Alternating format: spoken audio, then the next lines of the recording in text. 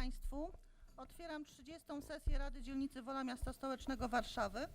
Witam przybyłych na dzisiejszą sesję radnych, burmistrza i zastępców burmistrza dzielnicy, mieszkańców dzielnicy, przewodniczącego i przedstawicieli Wolskiej Rady Seniorów, przedstawicieli prasy, a także wszystkich obecnych. Szanowni Państwo, w ubiegłym tygodniu zmarła pani Olga Jochan, wieloletnia radna i wiceprzewodnicząca Rady Miasta Stołecznego Warszawy. Osoba bardzo oddana sprawom naszego miasta i jego mieszkańców. Proszę wszystkich Państwa o powstanie i uczczenie minutą ciszy pamięci zmarłej.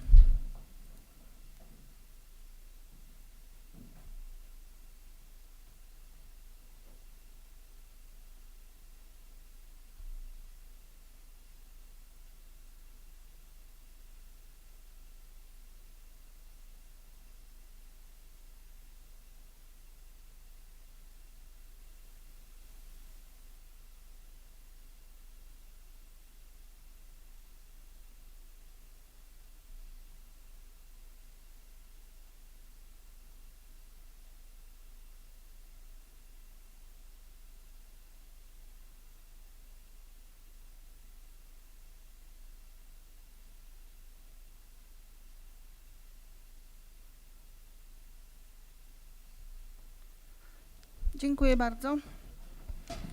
Szanowni Państwo, uprzejmie informuję, że na sali obecnych jest 19 radnych, w związku z czym jest kworum niezbędne do podejmowania prawomocnych uchwał. Informuję, że porządek obrad dzisiejszej sesji wraz z materiałami był do odbioru w referacie obsługi Rady w terminie regulaminowym oraz został Państwu wysłany elektronicznie, o czym byli Państwo poinformowani. Odczytam zaproponowany porządek obrad. Punkt pierwszy. Przyjęcie protokołu 29. sesji Rady Dzielnicy Wola Miasta Stołecznego Warszawy. Punkt drugi. Podjęcie uchwały Rady Dzielnicy Wola Miasta Stołecznego Warszawy w sprawie zaopiniowania sprawozdania z realizacji zadań Ośrodka Pomocy Społecznej Dzielnicy Wola Miasta Stołecznego Warszawy za rok 2016. Punkt trzeci. Podjęcie uchwały Rady Dzielnicy Wola Miasta Stołecznego Warszawy zmieniającej uchwały w sprawie ustalenia liczby członków Komisji Rewizyjnej, składu osobowego Komisji Rewizyjnej oraz zmiany przewodniczącego i wiceprzewodniczących Komisji Rewizyjnej Rady Dzielnicy Wola Miasta Stołecznego Warszawy. Punkt czwarty. Informacja dotycząca sprawozdania z działalności Rady Seniorów Dzielnicy Wola Miasta Stołecznego Warszawy za rok 2016. Punkt piąty. Interpelacje i zapytania radnych, informacje zarządu dzielnicy, wolne wnioski. Punkt szósty. Informacje. Czy są jakieś uwagi lub wnioski do przedstawionego porządku obrad? Bardzo proszę, pan burmistrz Krzysztof Strzałkowski.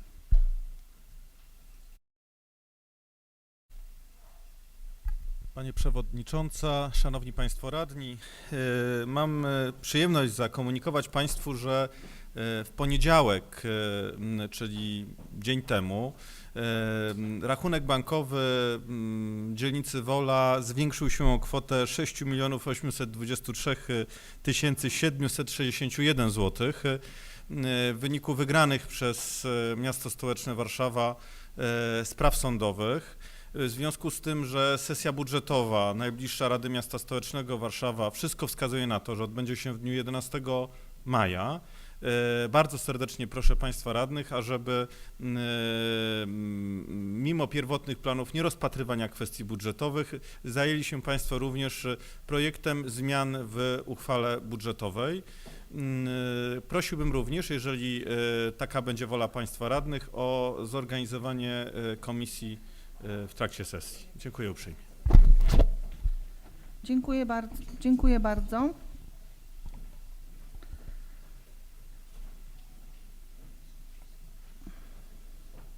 Szanowni Państwo, materiał dotyczący zmian w budżecie został Państwu dzisiaj rozesłany i teraz jest rozdawany. Czy są jeszcze inne uwagi do porządku obrad?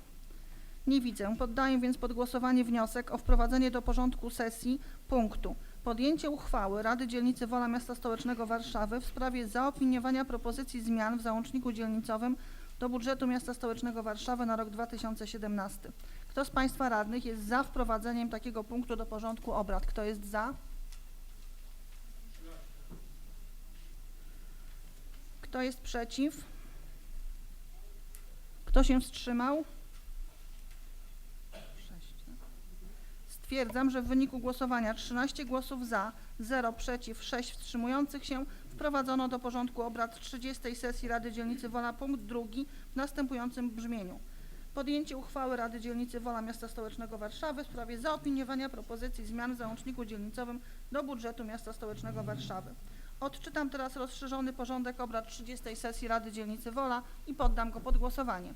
Punkt pierwszy. Przyjęcie protokołu 29. sesji Rady Dzielnicy Wola Miasta Stołecznego Warszawy. Punkt drugi. Podjęcie uchwały Rady Dzielnicy Wola Miasta Stołecznego Warszawy w sprawie zaopiniowania propozycji zmian w załączniku dzielnicowym do budżetu Miasta Stołecznego Warszawy na 2017 rok. Punkt trzeci. Podjęcie uchwały Rady Dzielnicy Wola Miasta Stołecznego Warszawy w sprawie zaopiniowania sprawozdania z realizacji zadań Ośrodka Pomocy Społecznej Dzielnicy Wola Miasta Stołecznego Warszawy za rok 2016. Punkt czwarty. Podjęcie uchwały Rady Dzielnicy Wola Miasta Stołecznego Warszawy zmieniającej uchwały w sprawie ustalenia liczby członków Komisji Rewizyjnej, składu osobowego Komisji Rewizyjnej oraz przewodniczącego i wiceprzewodniczących Komisji Rewizyjnej Rady Dzielnicy Wola. Punkt piąty. Informacja dotycząca sprawozdania z działalności Rady Seniorów Dzielnicy Wola za rok 2016. Punkt szósty. Interpelacje i zapytania radnych, informacje zarządu dzielnicy Wolne, wnioski. Punkt siódmy. Informacje. Poddaję pod głosowanie zmieniony porządek obrad 30. sesji Rady Dzielnicy Wola Miasta Stołecznego Warszawy. Kto z Państwa radnych jest za przyjęciem tak brzmiącego porządku obrad? Kto jest za?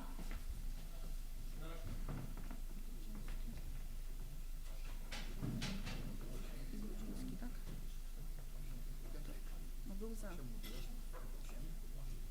To za jest ile? 13. Kto jest przeciw? Kto się wstrzymał? Stwierdzam, że w wyniku głosowania 22 głosy za, 0 przeciw, 1 wstrzymujący się, zmieniony porządek obrad 30. sesji Rady Dzielnicy Wola został przyjęty. Przechodzimy do punktu pierwszego porządku obrad. Punkt pierwszy to przyjęcie protokołu 29. sesji Rady Dzielnicy Wola Miasta Stołecznego Warszawy. Protokół zgodnie z zapisami statutu dzielnicy był wyłożony do wglądu w referacie obsługi Rady. Uwag nie zgłoszono. Proszę o przegłosowanie. Kto z Państwa radnych jest za przyjęciem protokołu 29. sesji Rady Dzielnicy Wola Miasta Stołecznego Warszawy? Kto jest za?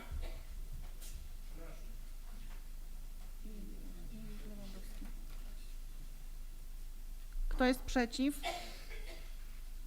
Kto się wstrzymał?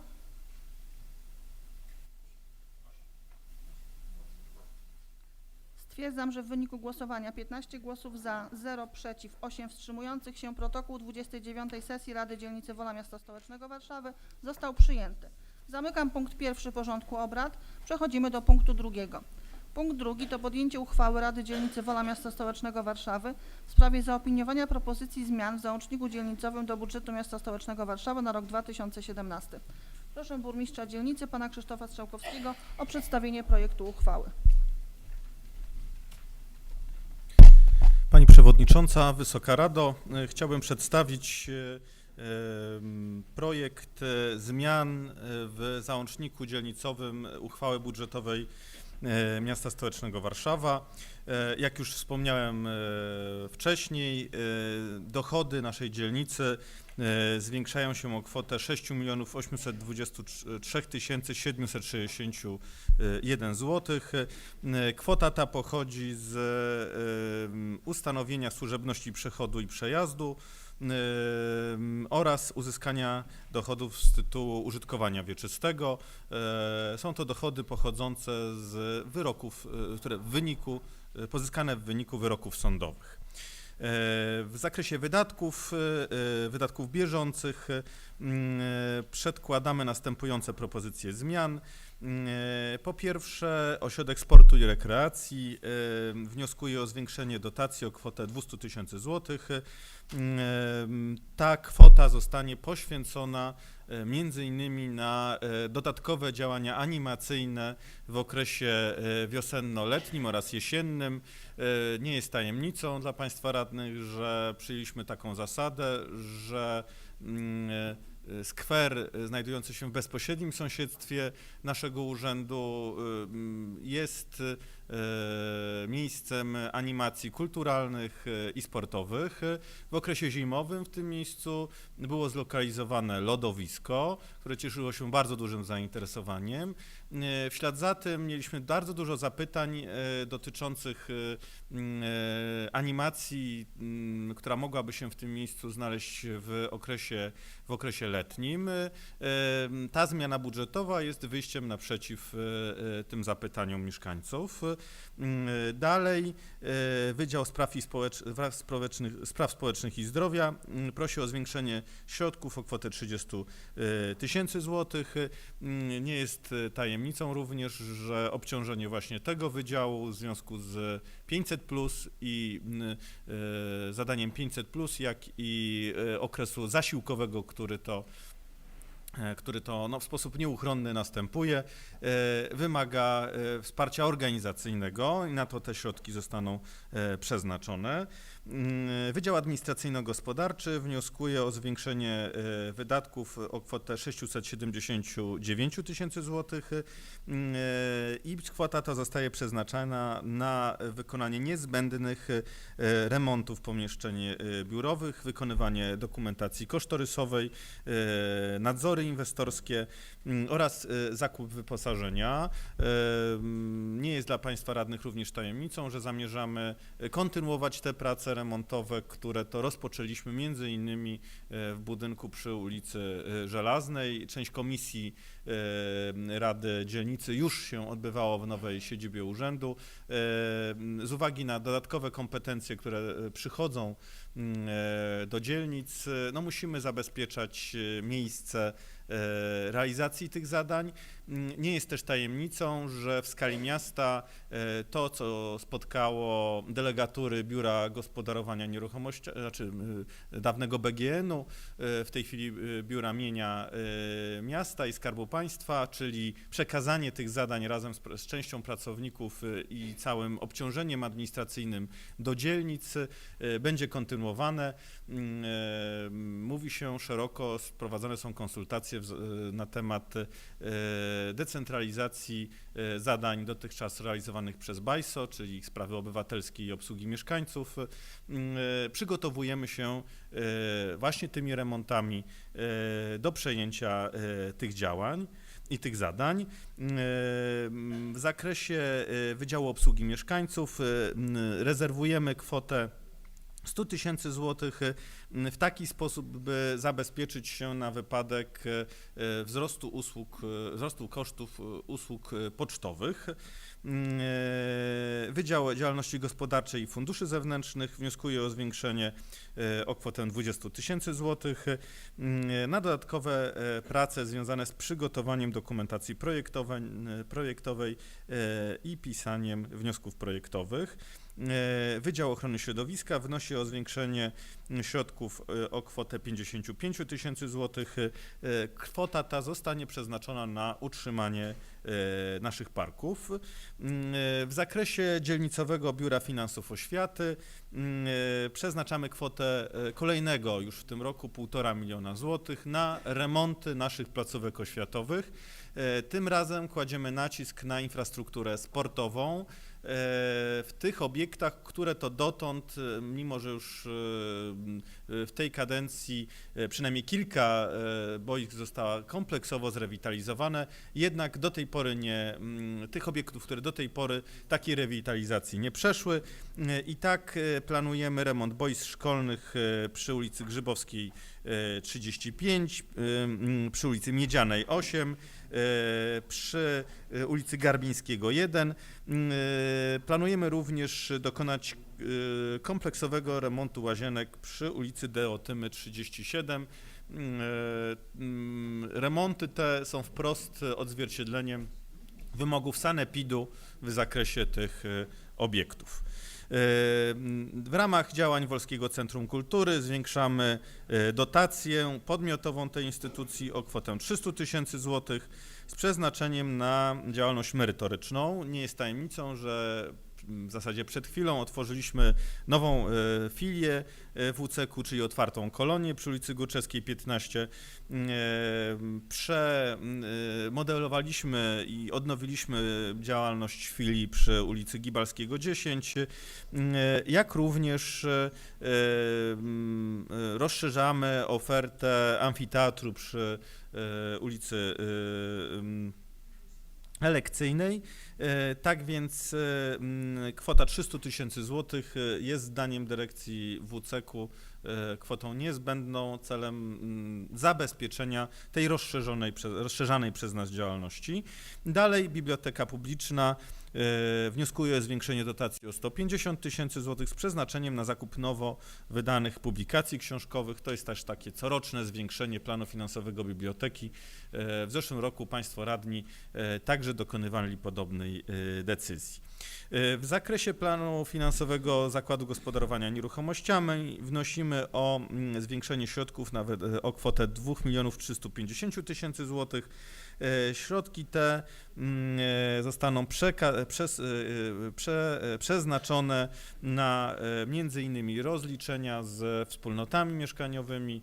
To jest to działanie, na które to rokrocznie brakuje nam środków, jak również na kwestie związane z informatyzacją ZGN-u. W miesiącach poprzednich przeznaczyli Państwo radni środki m.in. na zbudowanie infrastruktury światłowodowej między Urzędem Dzielnicy a naszymi jednostkami. Następnym krokiem jest włączenie naszych jednostek w tak zwaną domenę miejską, tak ażeby system pocztowy i także system bezpieczeństwa danych nie tylko urzędów dzielnic, ale także naszych placówek był kompatybilny. W zakresie planu finansowego Ośrodka Pomocy Społecznej wnioskujemy o zwiększenie wydatków o kwotę 600 000 złotych. Jest to odpowiedź na wnioski naszego Ośrodka Pomocy Społecznej związane z wzrostem kosztów realizacji usług opiekuńczych w naszej dzielnicy.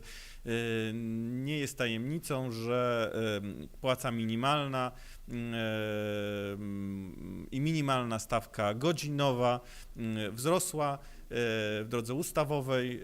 To powoduje nieuchronny wzrost wydatków na usługi opiekuńcze, które to realizowane są w znacznej mierze przez podmioty wybierane w przetargach.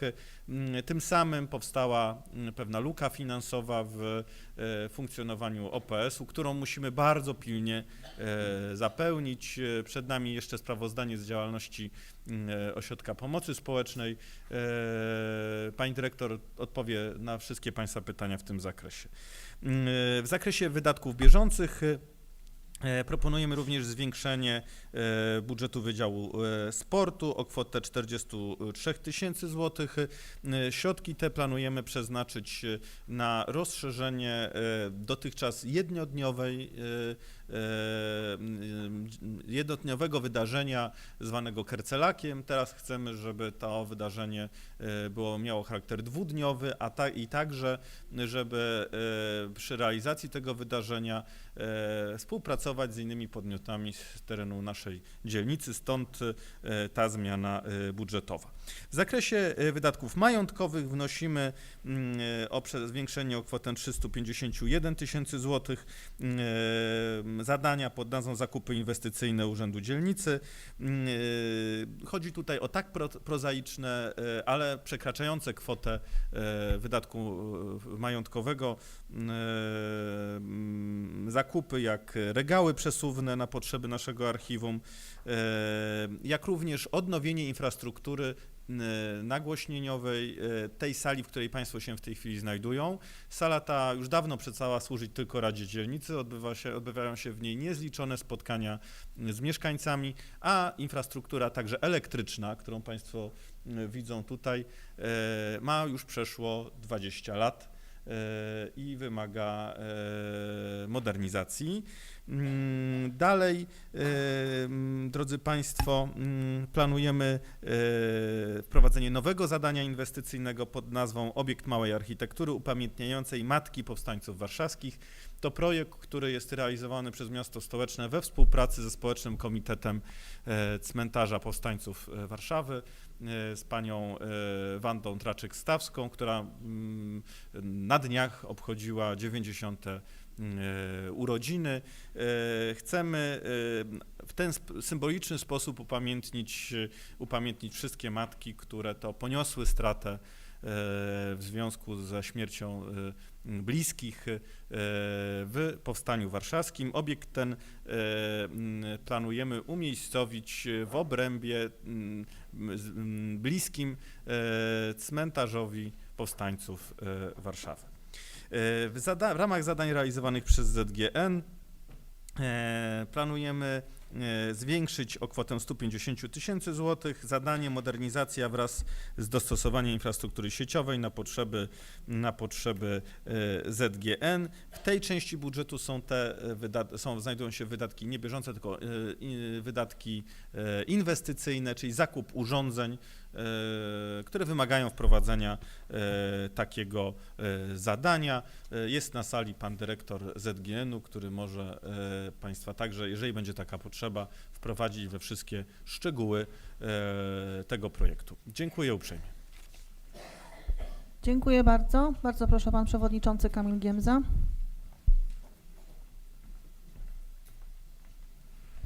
Szanowna Pani Przewodnicząca, Wysoka Rado, ze względu na to, że materiał wpłynął dzisiaj, a pieniądze dopiero pojawiły się wczoraj, wnioskuję o 20 minut przerwy w obradach, żeby przeprowadzić komisję budżetu, która by przeprowadziła pracę nad tym projektem, chyba że jest wola, żeby było więcej albo mniej, to jestem otwarty. Myślę, że 20 minut powinno to być dobrym czasem. Dziękuję. Dziękuję bardzo. Ogłaszam więc 20-minutową przerwę w obradach. Wydaje mi się, że sprawniej będzie, jeżeli komisja zbierze się po prostu gdzieś tutaj przy którymś ze stołów, a osoby niezainteresowane mogą sobie na 20 minut wyjść. 20 minut przerwy. Dziękuję bardzo.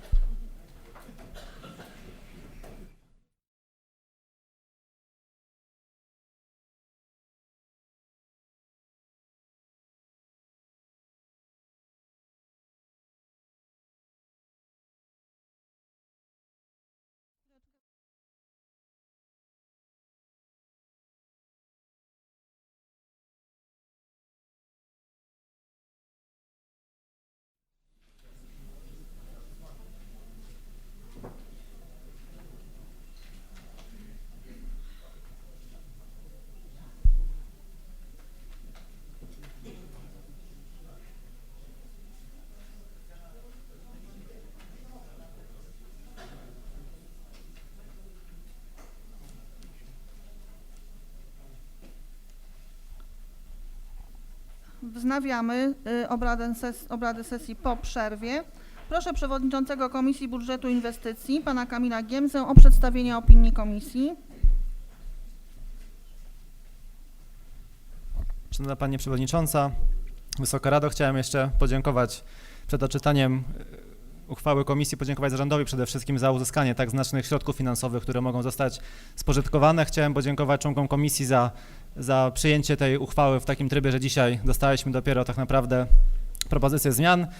No i chciałem podziękować w imieniu szkolnych społeczności dwóch szkół podstawowych na Mirowie, szkoły na Grzybowskiej i szkoły na Miedzianej, ponieważ właśnie w tych środkach znajduje się projekt remontu dwóch boisk, które są bardzo, bardzo potrzebne dla społeczności szkolnych. Przechodząc do uchwały. Komisja Budżetu i Inwestycji Rady Dzielnicy Wola Miasta Stołecznego Warszawy pozytywnie opiniuje projekt uchwały Rady Dzielnicy Wola Miasta Stołecznego Warszawy w sprawie zaopiniowania propozycji zmian w załączniku dzielnicowym do budżetu Miasta Stołecznego Warszawy na 2017 rok. Uchwałę przyjęto w głosowaniu 9 głosów za, 0 przeciw, 1 wstrzymujący się przy 10 obecnych. Dziękuję. Dziękuję bardzo. Zgodnie z paragrafem 27 ustęp 2 Statutu Dzielnicy Wola Miasta Stołecznego Warszawy otwieram listę mówców. Kto z Państwa radnych chciałby zabrać głos w tej sprawie? Nie widzę chętnych. Odczytam więc projekt uchwały Rady Dzielnicy Wola Miasta Stołecznego Warszawy w wyżej wymienionej sprawie i poddam go pod głosowanie. Uchwała Rady Dzielnicy Wola Miasta Stołecznego Warszawy z dnia 11 kwietnia 2017 roku w sprawie zaopiniowania propozycji zmian w załączniku dzielnicowym do budżetu Miasta Stołecznego Warszawy na rok 2017. Podstawa prawna podana w druku nr 167, paragraf 1. Pozytywnie opiniuje się propozycję zmian w załączniku dzielnicowym do budżetu Miasta Stołecznego Warszawy na rok 2017. Paragraf 2. Wykonanie uchwały powierza się zarządowi dzielnicy Wola Miasta Stołecznego Warszawy i paragraf 3. Uchwała wchodzi w życie z dniem podjęcia. Kto z Państwa radnych jest za podjęciem tak brzmiącej uchwały? Kto jest za?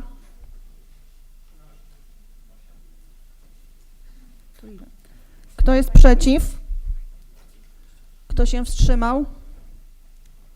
Stwierdzam, że w wyniku głosowania 23 głosy za, 0 przeciw, 0 wstrzymujących się, Rada podjęła uchwałę w sprawie zaopiniowania propozycji zmian w załączniku dzielnicowym do budżetu Miasta Stołecznego Warszawy na rok 2017. Zamykam punkt 2 porządku obrad. Przechodzimy do punktu 3. Punkt 3 to podjęcie uchwały Rady Dzielnicy Wola Miasta Stołecznego Warszawy w sprawie zaopiniowania sprawozdania z realizacji zadań Ośrodka Pomocy Społecznej Dzielnicy Wola Miasta Stołecznego Warszawy za rok 2016. Proszę zastępcę burmistrza dzielnicy, pana Mariusza Budziszewskiego, o przedstawienie projektu uchwały.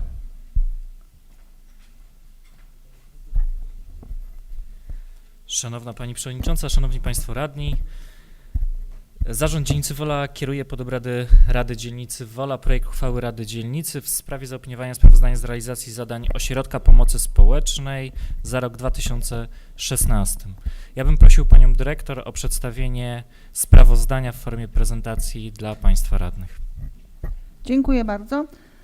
Bardzo proszę dyrektora Ośrodka Pomocy Społecznej, panią Bogusławę Biedrzycką, o przedstawienie sprawozdania z działalności OPS-u za rok 2016.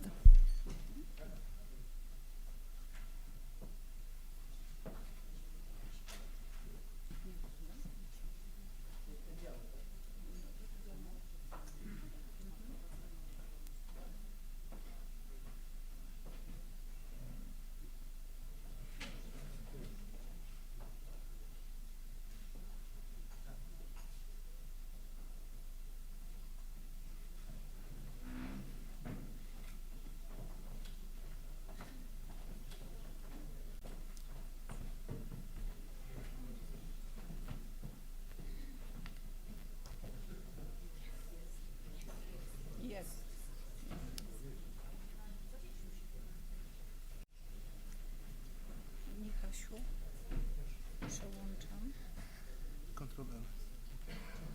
Kontrol Gdzie masz kontrol? tu. Kontrol L. L. Dobrze. A Poczekaj. teraz Czekaj. czekam. Jest. Dobra. Mhm. Strzelką. Strzał. Tu strzał kamerz. Tak.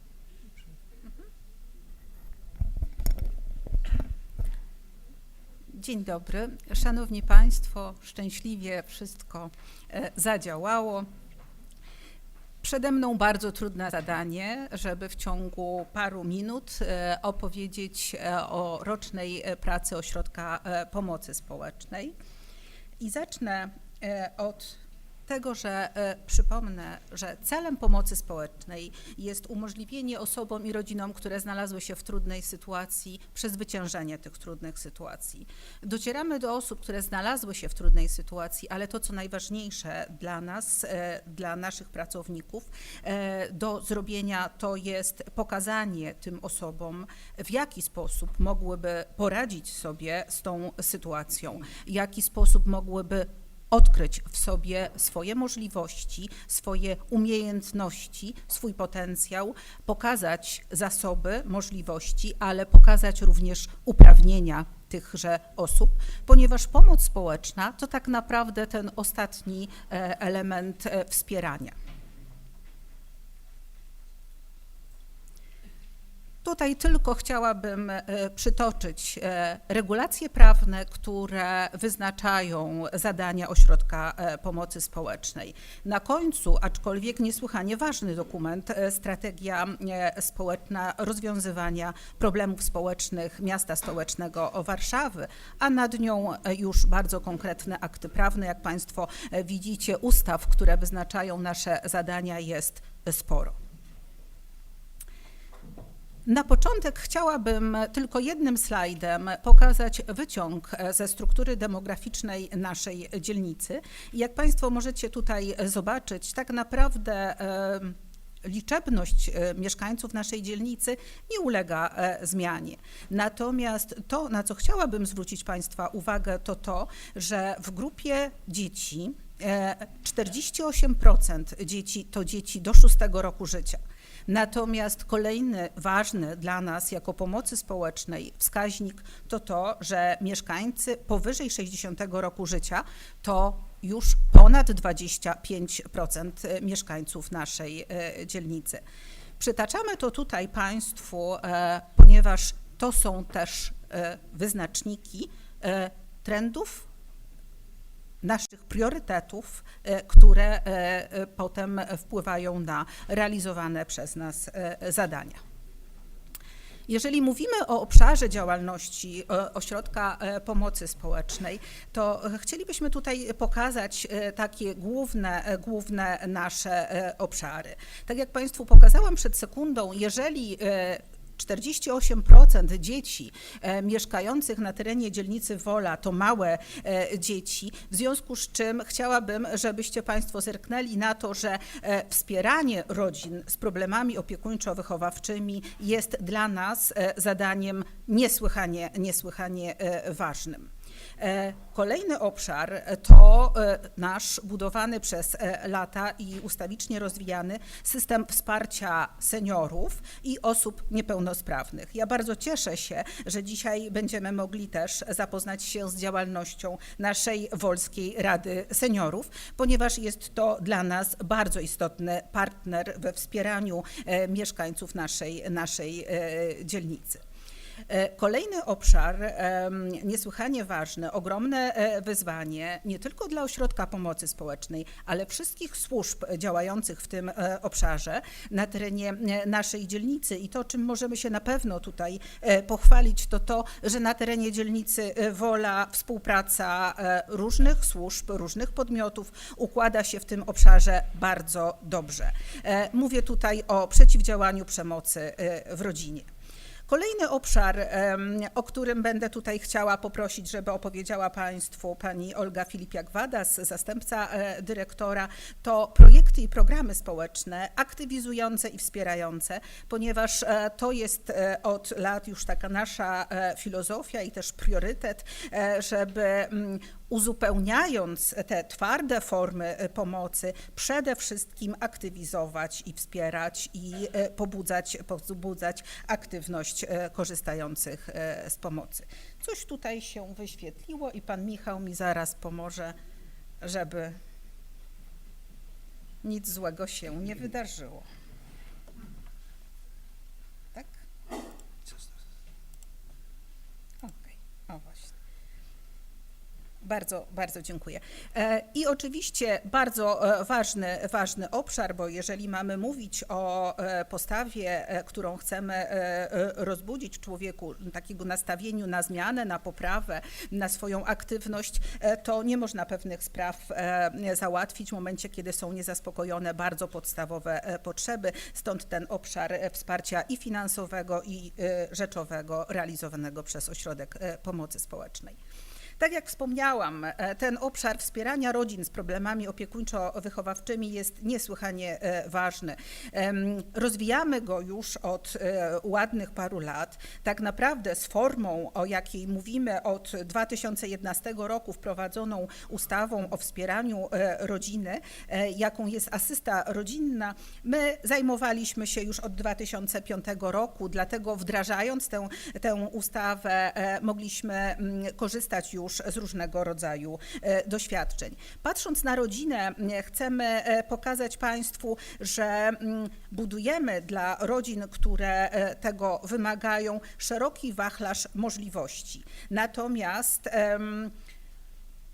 przenikają się te formuły i jest pewna grupa rodzin, pewna grupa przypadków, kiedy tak naprawdę jesteśmy interwentami, dowiadujemy się dzięki współpracy na przykład z oświatą, że potrzeby dziecka w jakikolwiek sposób są zagrożone. Wtedy nasze działania skoncentrowane są po pierwsze na ochronie tychże interesów dziecka i za każdym razem idziemy do rodziny po to, żeby zdiagnozować sytuację, żeby podjąć interwencję, natomiast zaproponować różnego rodzaju formy pomocy.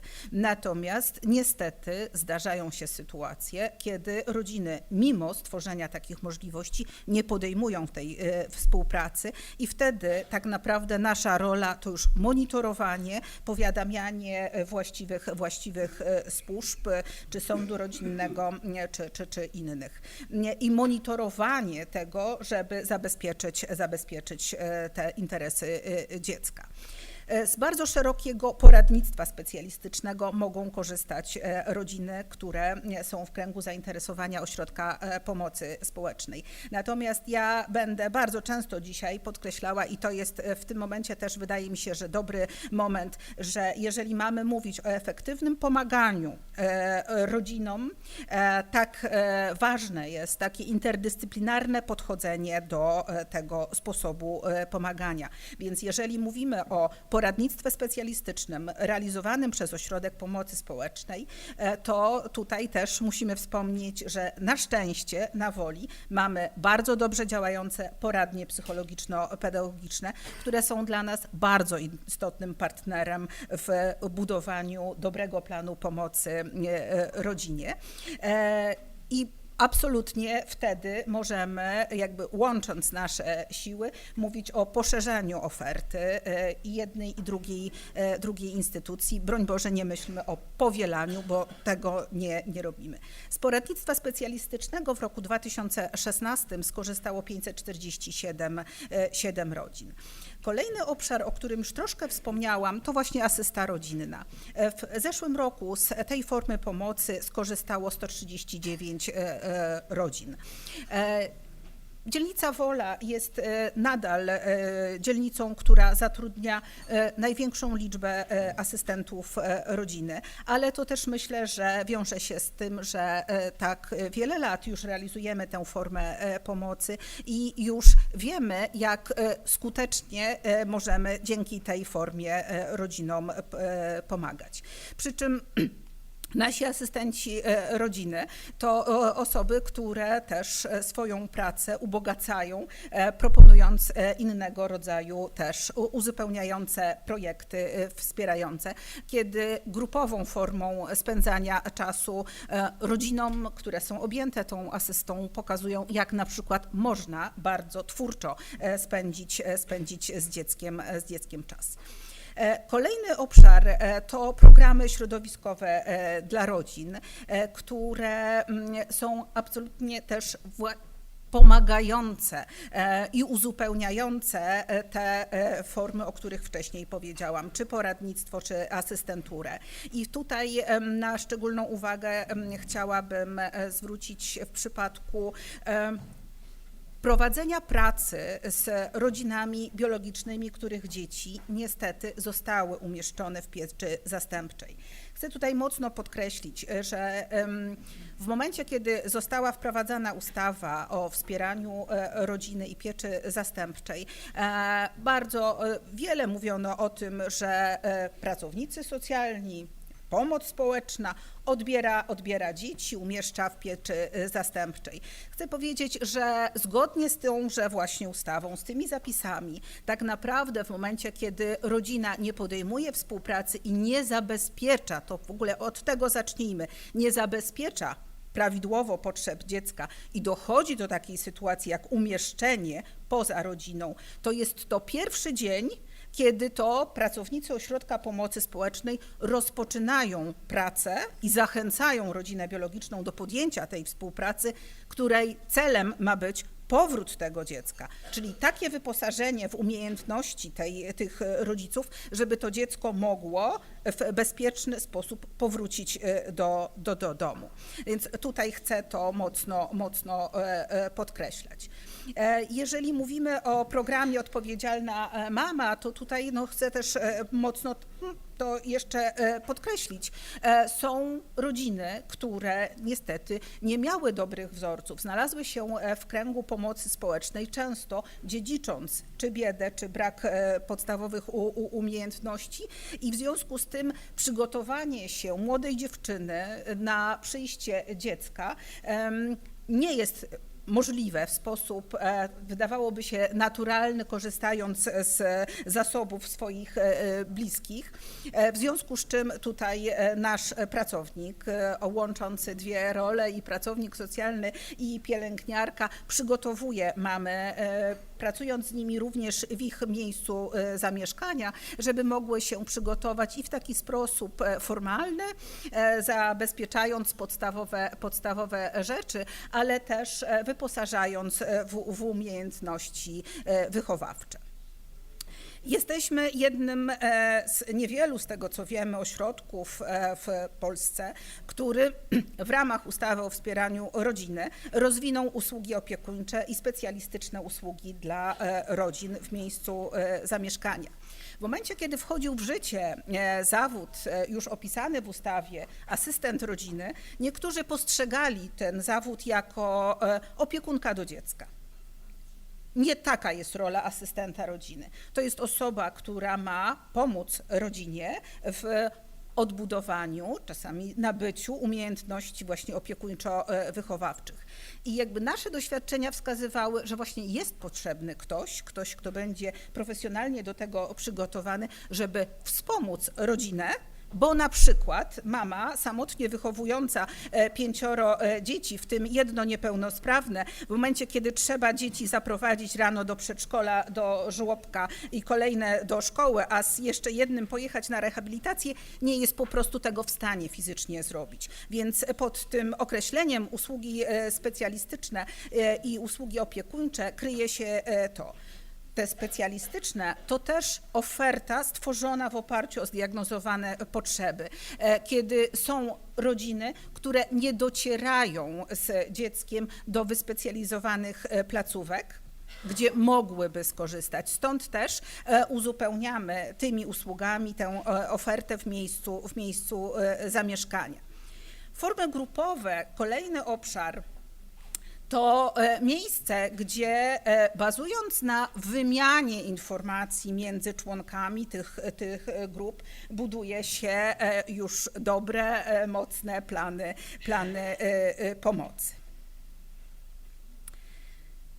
Tutaj jeden slajd poświęcam jednemu z programów w ramach wspierania rodzin, ponieważ jeżeli mówiłam o asystenturze, o pracy z rodziną, która ma zakończyć się odzyskaniem bądź nabyciem tych umiejętności opiekuńczo-wychowawczych, to zdiagnozowaliśmy też taką sytuację, kiedy mamy rodziców z niepełnosprawnością intelektualną i tak naprawdę to wspieranie to nie jest czas i to nie jest plan na pół roku, na rok.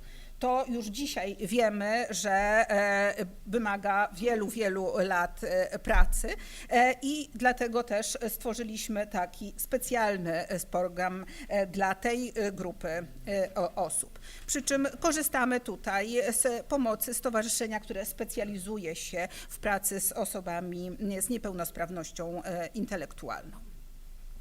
Kolejny obszar, i tutaj też właśnie jeszcze raz odwołam się do tego, jak bardzo cieszę się, że dzisiaj na sali też przedstawiciele prężnie działającej na woli Rady Seniorów, bo jeżeli budujemy system wsparcia seniorów i osób niepełnosprawnych, to Rada Seniorów jest jednym z naszych partnerów. Słuchamy, co seniorzy, aktywni seniorzy działający w tej Radzie mają do powiedzenia, jakie potrzeby są do zaspokojenia.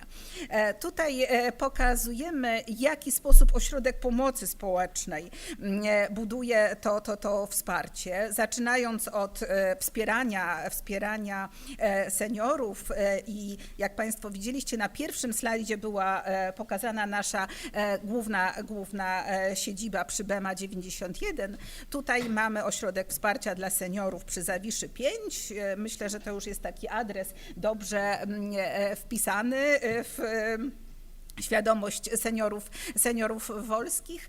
Kolejny adres, pod którym kryje się to określenie dział oparcia społecznego, to też marka sama w sobie. To jest Żytnia 75-77, gdzie osoby, które mają kłopoty z zdrowiem psychicznym, z otępieniami, wiedzą, że mogą uzyskać profesjonalne wsparcie. Natomiast są osoby starsze, są osoby niepełnosprawne, które nie dotrą do żadnego z ośrodków wsparcia i nie skorzystają z bogatej oferty i kulturalnej, i całej tworzonej na terenie naszej dzielnicy. To osoby, które wymagają usług opiekuńczych w ich miejscu zamieszkania.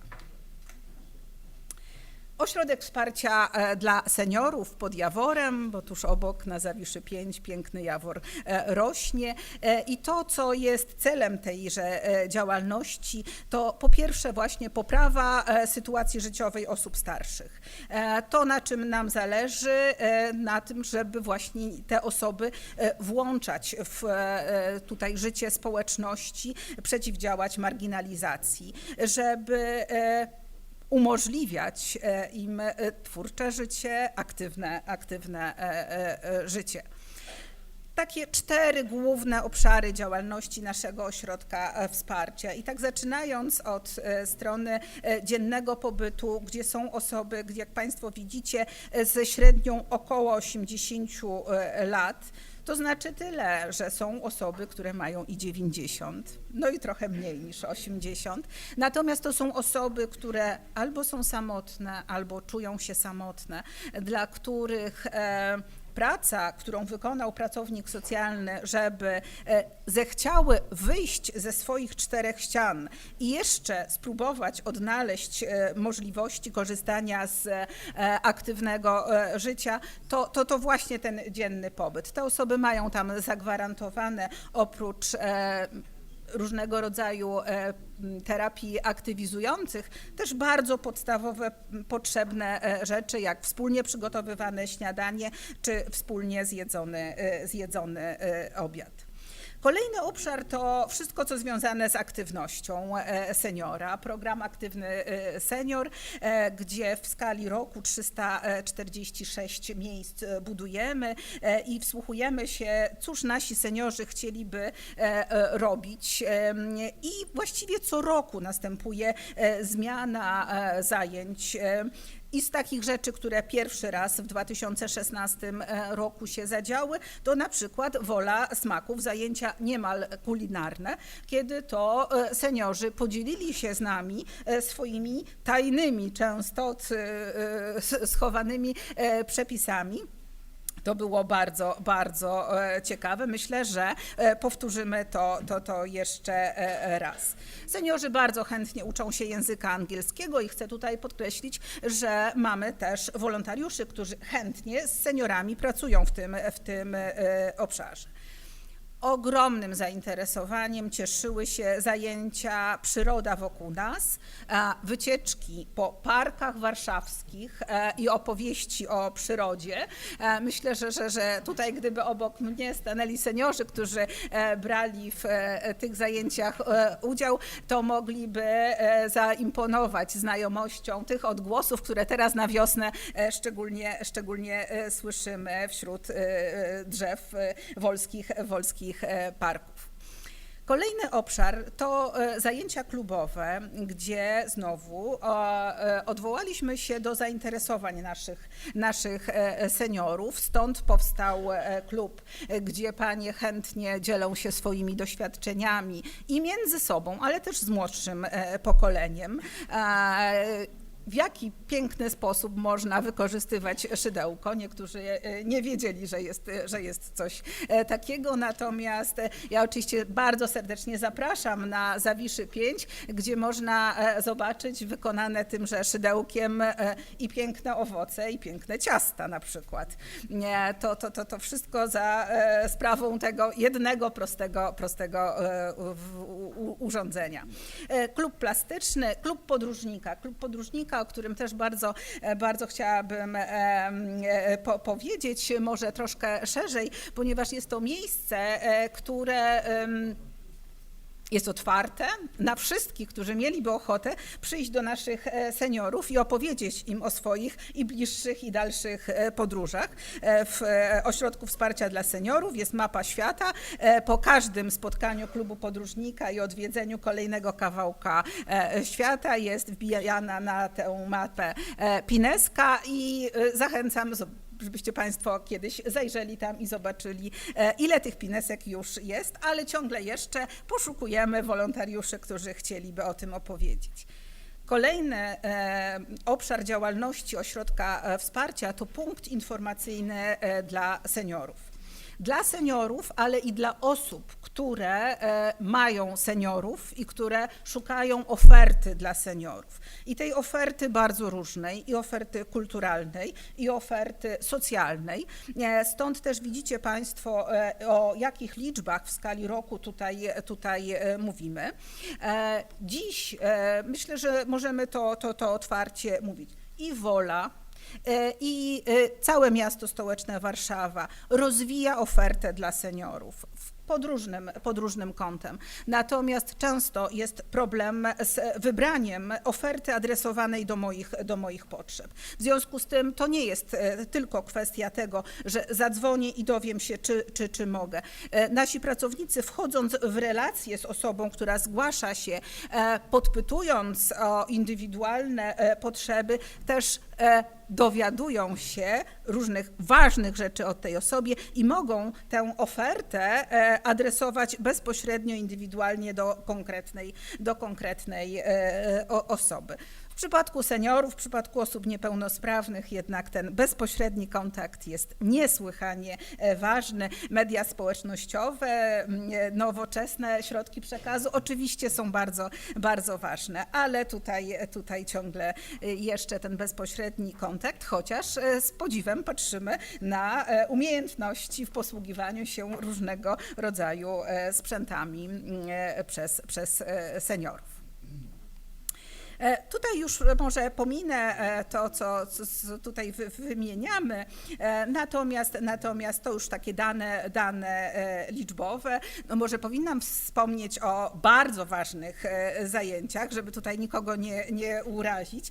Natomiast to jest tak, że zaczynając od tańców w kręgu jako takiego zajęcia aktywizującego, dziś możemy powiedzieć, że już mamy zespół zaawansowanych tańcujących pań w kręgu, które dzięki znowu współpracy z Wolskim Centrum Kultury, ale nie tylko na Woli, miały okazję już prezentować swoje umiejętności, a tak naprawdę te panie po prostu bardzo się też lubią i poza tym, że są aktywne, to jeszcze właśnie w dobrym swoim towarzystwie spędzają czas.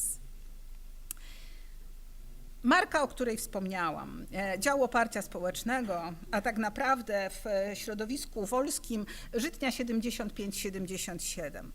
3 ważne ośrodki wsparcia.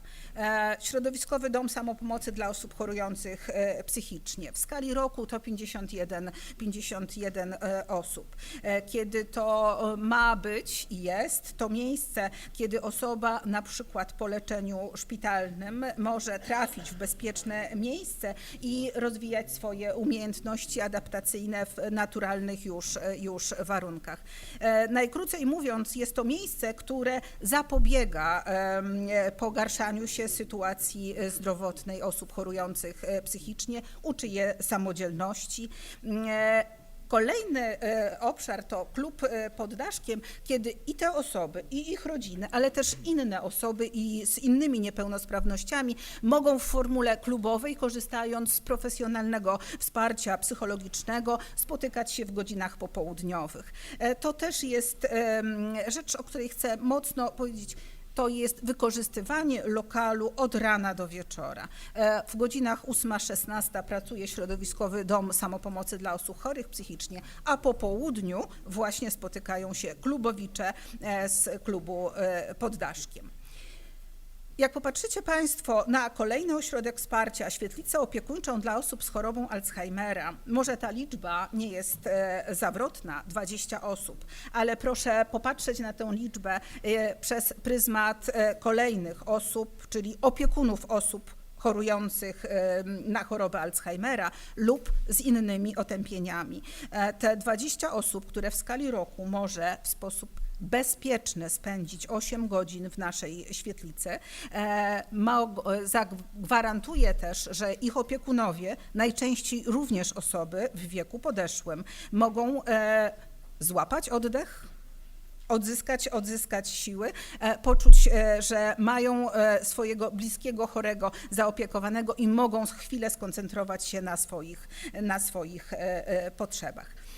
Jesteśmy jedynym ośrodkiem, który prowadzi taką świetlicę i tutaj powiem tylko, że mam nadzieję, że ta świetlica będzie jeszcze wiele lat na terenie dzielnicy Wola służyła, ponieważ niestety zmieniające się prawo skutkuje tym, że nasz środowiskowy dom, który jest finansowany w 100% ze środków budżetu państwa, będzie w 2018 roku musiał być wyodrębniony, będzie musiał stać się samodzielną jednostką i w związku z tym musimy znaleźć miejsce, gdzie świetlica, mam nadzieję, że tutaj też przy Państwa radnych pomocy znajdzie swoje miejsce, bo zarząd dzielnicy wie już o tym i już intensywnie pracujemy nad tym, żeby broń Boże nie doszło do zatracenia tak ważnej działalności. Usługi opiekuńcze w miejscu zamieszkania. Dzisiaj Państwo słyszeliście przy okazji zmian w budżecie, że Zarząd Dzielnicy Wola przeznaczył 600 000 na to zadanie. Jest to zadanie własne, obligatoryjne. Jest to bardzo potrzebna forma pomocy dla osób starszych i niepełnosprawnych, kiedy to zrobienie zakupów, posprzątanie mieszkania, ale też te już bardziej specjalistyczne rzeczy, jak usługa pielęgnacyjna, jak pomoc w umyciu osoby chorej, czy usługa readaptacyjna. Pod tą nazwą kryje się zaopiekowanie się osobą, wsparcie osoby z różnego rodzaju otępieniami. W skali roku to 662 osoby. W skali roku 2016 wydaliśmy na to 2 miliony złotych. Natomiast to, co zostało już dzisiaj przez pana burmistrza powiedziane, zmieniające się prawo od 1 stycznia tego roku skutkowało tym, że zmieniła się znakomicie wartość jednej godziny pracy. Ja powiem tak, to dobrze. Duże pieniądze na to trzeba przeznaczyć, ale jeżeli mamy oddać w ręce opiekunki osobę zależną, jeżeli mamy pozostawić tę osobę, która ma otępienia, to niech to będzie osoba, która uzyskuje godne wynagrodzenie. Dlatego bardzo jeszcze raz w tym momencie dziękuję za te kolejne 600 000, które pozwolą, że w roku 2017 wszystkie osoby potrzebujące pomocy tą pomocą objęte zostaną. Trudny temat. Przeciwdziałanie przemocy. Przeciwdziałanie przemocy w rodzinie. Wola to dzielnica, która może najbogatszą nie jest, ale jest bogata w ludzi, bogata w zasoby, bogata w instytucje, organizacje. Dzięki temu, jeżeli dzisiaj patrzymy na ten trudny problem przeciwdziałania przemocy, możemy mówić o dużych liczbach, tak, na tle Warszawy, one są duże, tylko ja zawsze proszę, żebyśmy się zastanowili, czy to jest tak, że faktycznie ta skala na Woli jest znakomicie wyższa, większa, czy po prostu wykrywalność tego zjawiska na Woli jest lepsza. Bo teraz jak patrzę na przedstawicieli na tej sali też obecnych, na panią burmistrz, która opiekuje się całą oświatą. Jesteśmy po wspólnych szkoleniach, po wspólnych naradach, po wspólnych planach układania dla indywidualnych rodzin, planów pomocy z przedszkolami, ze szkołami podstawowymi, z gimnazjami. Nie ma pedagoga na Woli, który nie miał kontaktu z naszymi specjalistami do spraw przeciwdziałania przemocy. W najbliższym czasie kolejne szkolenia dla personelu przedszkoli, bo przedszkola bardzo też dopominają się o to, żebyśmy coraz częściej o tym rozmawiali, no bo nie ma lepszej metody niż wykrycie bardzo wcześnie niepokojących sygnałów. W związku z czym tutaj ten jeden z naszych programów, program Rodzina bez przemocy, to jest ta indywidualna pomoc, indywidualne poradnictwo, to jest ta interwencyjna część, kiedy mówimy w skrócie o tym niebieska karta, to są już grupy wsparcia prowadzone dla bardzo konkretnych osób, grupy też tworzone w warunkach i w czasie dostosowanych do faktycznych potrzeb tych osób, więc i grupy przedpołudniowe i popołudniowe, bo przemoc nie jest adresowana tylko i wyłącznie do osób niepracujących. Trudno, żeby podejmować takie działania wspierające tylko w godzinach przedpołudniowych, w momencie, kiedy tak naprawdę przecież pomocy społecznej zależy na tym, żeby ludzie byli aktywni i pracujący. Kolejny obszar to temat w tym trudnym, jeszcze trudniejszy, kiedy mówimy o przemocy wobec ludzi starych. Mam poczucie, że ciągle jeszcze za mało, bo nawet w tych wszystkich kampaniach społecznych już wiemy o przemocy wobec kobiet, wiemy o przemocy wobec dzieci sporo, natomiast seniorzy potrzebują nas i naszego głosu, żebyśmy mówili o tym, co złego się dzieje. To są osoby zależne, to są osoby, jak Państwo tutaj możecie zobaczyć, gdzie prawie 20% niebieskich kart dotyczy seniorów w przypadku Woli. I tutaj znowu, no może zadajemy sobie za każdym razem pytanie, czy to jest tak, że na Woli jest tych przypadków więcej? No może tak, ponieważ 25% mieszkańców dzielnicy Wola to osoby powyżej 60 roku życia. Ale też może to są już też owoce współpracy wielu służb, wielu podmiotów.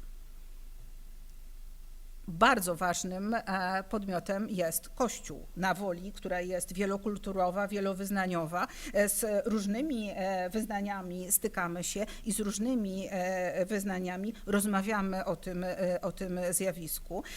Księża bardzo chętnie spotykają się też z nami, ponieważ no, to oni są tymi powiernikami tych przykrych, trudnych spraw. Który z seniorów chciałby się odważnie przyznać do tego, że mój wnuk, mój syn pozbawia mnie mojej emerytury, a to zjawisko musimy nazywać przemocą ekonomiczną niewątpliwie. Dlatego, że widzimy i analizujemy te statystyki, widzimy też, że są osoby, które mimo, że budujemy bogatą ofertę w lokalu przy ulicy Karolkowej, który głównie z tym się kojarzy, to są osoby starsze, które nie dotrą do tego miejsca, bo właśnie są w takim wieku, czy z taką niepełnosprawnością.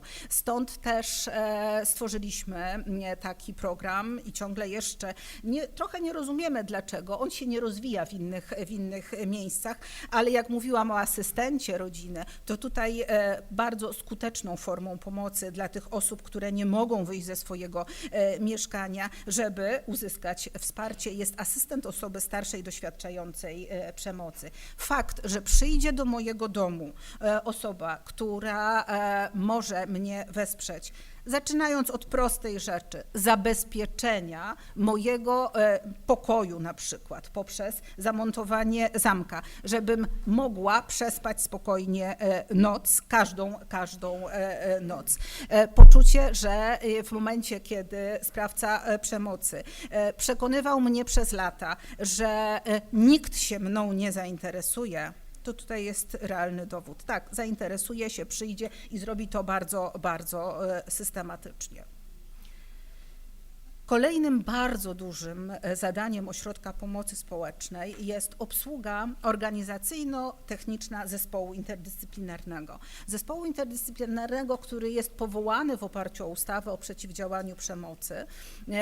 Siedzibą tego zespołu na terenie dzielnicy Wola jest właśnie lokal przy ulicy Karolkowej 58A, który jest znany przede wszystkim z programów wspierających rodzinę. Natomiast już w 2007 roku, w momencie, kiedy na Woli powstawała z połączenia działalności i służb, i placówek koalicja przeciwdziałania przemocy, to już wtedy ta aktywność była tam lokowana. W tej chwili ten lokal robi się dla nas po prostu za mały, bo jak zobaczycie Państwo te liczby, to one są zadziwiające. Grupy robocze zwoływane do prowadzenia już indywidualnego przypadku, w momencie, kiedy minimum 5 służb zgodnie z ustawą pochyla się nad tą trudną kwestią, to w skali roku 2016, zobaczcie Państwo, to było prawie 18 spotkań grup tygodniowo. W momencie, kiedy to w każdej takiej grupie bierze udział oczywiście pracownik socjalny, pracownik Ośrodka Pomocy Społecznej, ale jeżeli sprawa dotyczy dziecka, to zawsze przedstawiciel oświaty, zawsze. Bardzo nam trudno tutaj skusić, zaprosić, ale to też patrzymy na to, że to może rozwiązań systemowych by wymagało pracowników ochrony zdrowia, ponieważ oni mówią, no niestety w kontraktach NFZ-u nie przewidziano czasu na udział w grupach roboczych. Natomiast no, mamy żywe dowody na to, że z tą kwestią tylko w sposób interdyscyplinarny poradzić sobie możemy. Do tego tematu chciałabym zaprosić panią dyrektor Olgę Filipiak-Wadas, bo to, no mogę tak powiedzieć, tutaj w mojej prezentacji już wiele dzieci pani dyrektor Wadas scharakteryzowałam, natomiast to jest obszar, o którym bardzo chciałabym, żeby opowiedziała ona sama.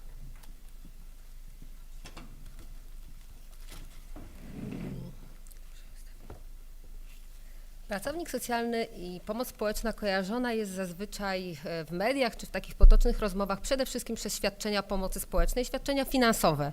Myśleniu o zasiłkach, o obiadach. O tym pani dyrektor Biedrzycka mówiła już na wstępie, że oczywiście to jest bardzo ważne, bo bez zaspokojenia podstawowych potrzeb nie da się myśleć o tym, by móc wyjść z trudnej sytuacji. Ja na ostatnim slajdzie również przekażę informacje o tych twardych świadczeniach. Natomiast chciałam przekazać Państwu informację, że pomoc społeczna to jest zdecydowanie coś więcej niż tylko świadczenia pomocy społecznej. To są profesjonalne działania, które służą zmianie sytuacji osoby, jej usamodzielnieniu, jej nabraniu wiary we własne możliwości, zwiększeniu kompetencji życiowych i zwiększeniu zaplecza i kontaktów społecznych. Tą podstawową i najbardziej charakterystyczną dla pracownika socjalnego działalnością jest praca socjalna, czyli właśnie to wszystko, co ma pomóc w tym, żeby życie osoby, która znalazła w trudnej sytuacji, się zmieniła. Ta praca socjalna świadczona jest w różny sposób. Indywidualnie, w indywidualnej relacji z osobą, która znajduje się, która przeżywa trudności, metodą środowiskową, organizacją społeczności lokalnej, ale też w działaniach grupowych realizowanych w oparciu o projekty i programy społeczne.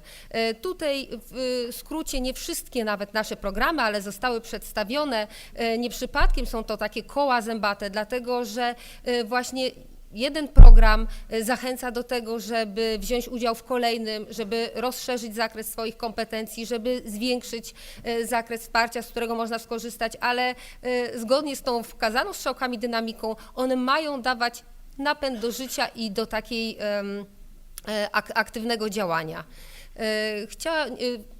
Wielkości tych szkół zębatych są tutaj zupełnie przypadkowe. Wszystkie te programy są ważne, natomiast chciałabym zacząć od tego, że jesteśmy jedynym ośrodkiem pomocy społecznej w Warszawie, który w 2016 roku pozyskał środki finansowe z nowej perspektywy finansowej i realizuje program ze środków unijnych. W zeszłym roku wydatkowaliśmy na ten cel ponad 218 000 złotych. To jest program Wsparcie Rodzin dla Woli, finansowany z Regionalnego Programu Operacyjnego Województwa Mazowieckiego. Ten program, podobnie jak wszystkie, o których tutaj mowa, jest programem, który zawiera działania takie szyte na miarę. Dzięki niemu realizujemy oczywiście w partnerstwie, partnerem w realizacji tego projektu jest Stowarzyszenie Od Do, które ma również siedzibę na Woli. Szerokie spektrum działań.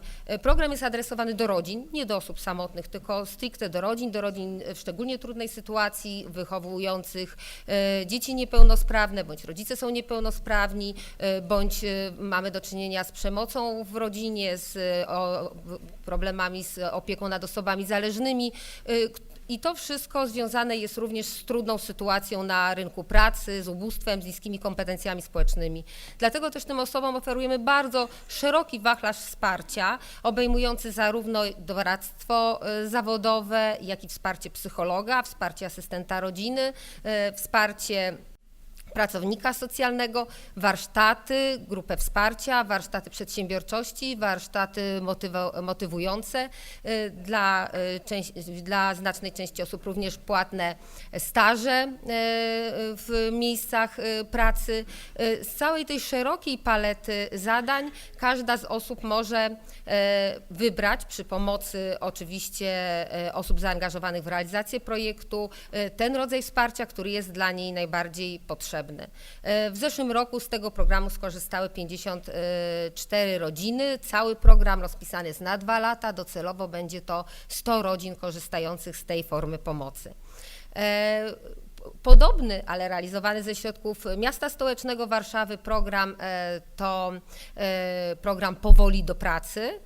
Zakładany był na pierwsze półrocze, ale ze względu na duże zapotrzebowanie i na wysoki stopień efektywności został rozciągnięty na cały rok 2016. Początkowo planowaliśmy go na 60 osób. Ostatecznie wzięło w nim udział 122 osoby i podobne instrumenty stosowaliśmy, a więc i wsparcie psychologa, i doradcy, i pracownika socjalnego, i zajęcia grupowe, i indywidualne, i w miejscu zamieszkania, i na terenie ośrodka, tak żeby dla każdego dobrać to, w czym może skorzystać na danym etapie i co może mu pomóc. Już w tej chwili na skutek działań w tym programie 25 osób ma stałą pracę i się w nich utrzymuje. To jest praca, która pozwala na zaspokojenie wszystkich podstawowych potrzeb, także nie muszą korzystać ze świadczeń pomocy społecznej, ale pozostałe osoby też znacząco zwiększyły swoje kompetencje społeczne. Jeszcze jeden program podobnie adresowany do osób w trudnej sytuacji na rynku pracy to program Aktywizacja i Integracja i program prac społecznie użytecznych. To jest program adresowany stricte do osób bezrobotnych, zarejestrowanych w Urzędzie Pracy z tak zwanym trzecim profilem pomocy, a więc o znacznym deficycie kompetencji społecznych. Te osoby mają możliwość skorzystania z 72 godzin warsztatu i 8 godzin doradztwa indywidualnego. Jest on realizowany również w partnerstwie z Fundacją Aktywizacja. Po tych warsztatach, po tych szkoleniach mogą brać udział w pracach społecznie użytecznych. W tym zakresie również korzystamy z partnerstwa. To są 4 szkoły na Woli, gimnazjum 221, 47 i 51 oraz szkoła podstawowa 221.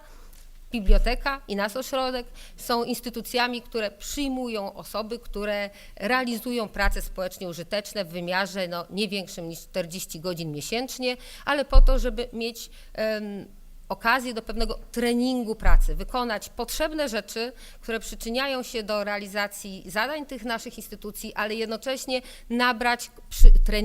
przetrenować i nabrać umiejętności systematycznego przychodzenia do pracy, realizowania obowiązków i funkcjonowania w roli pracownika. Bardzo ważnym dla nas w zeszłym roku programem i myślę, że również bardzo ważnym dla naszych klientów był pilotaż modelu rozdzielenia pracy socjalnej od prowadzenia postępowań administracyjnych. Ponieważ, tak jak mówiłam, praca pracownika socjalnego kojarzy się przede wszystkim ze świadczeniami, prowadzeniem postępowań administracyjnych, robieniem wywiadów środowiskowych.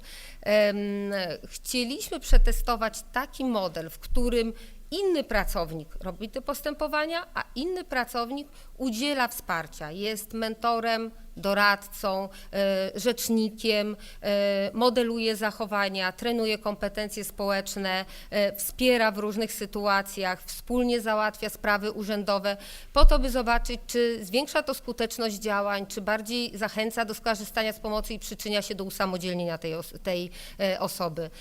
Najpierw w ramach grupy roboczej wypracowaliśmy i narzędzia, dzięki którym dokumentujemy tą realizowaną pracę socjalną i kryteria naboru i sposób realizowania tej pracy.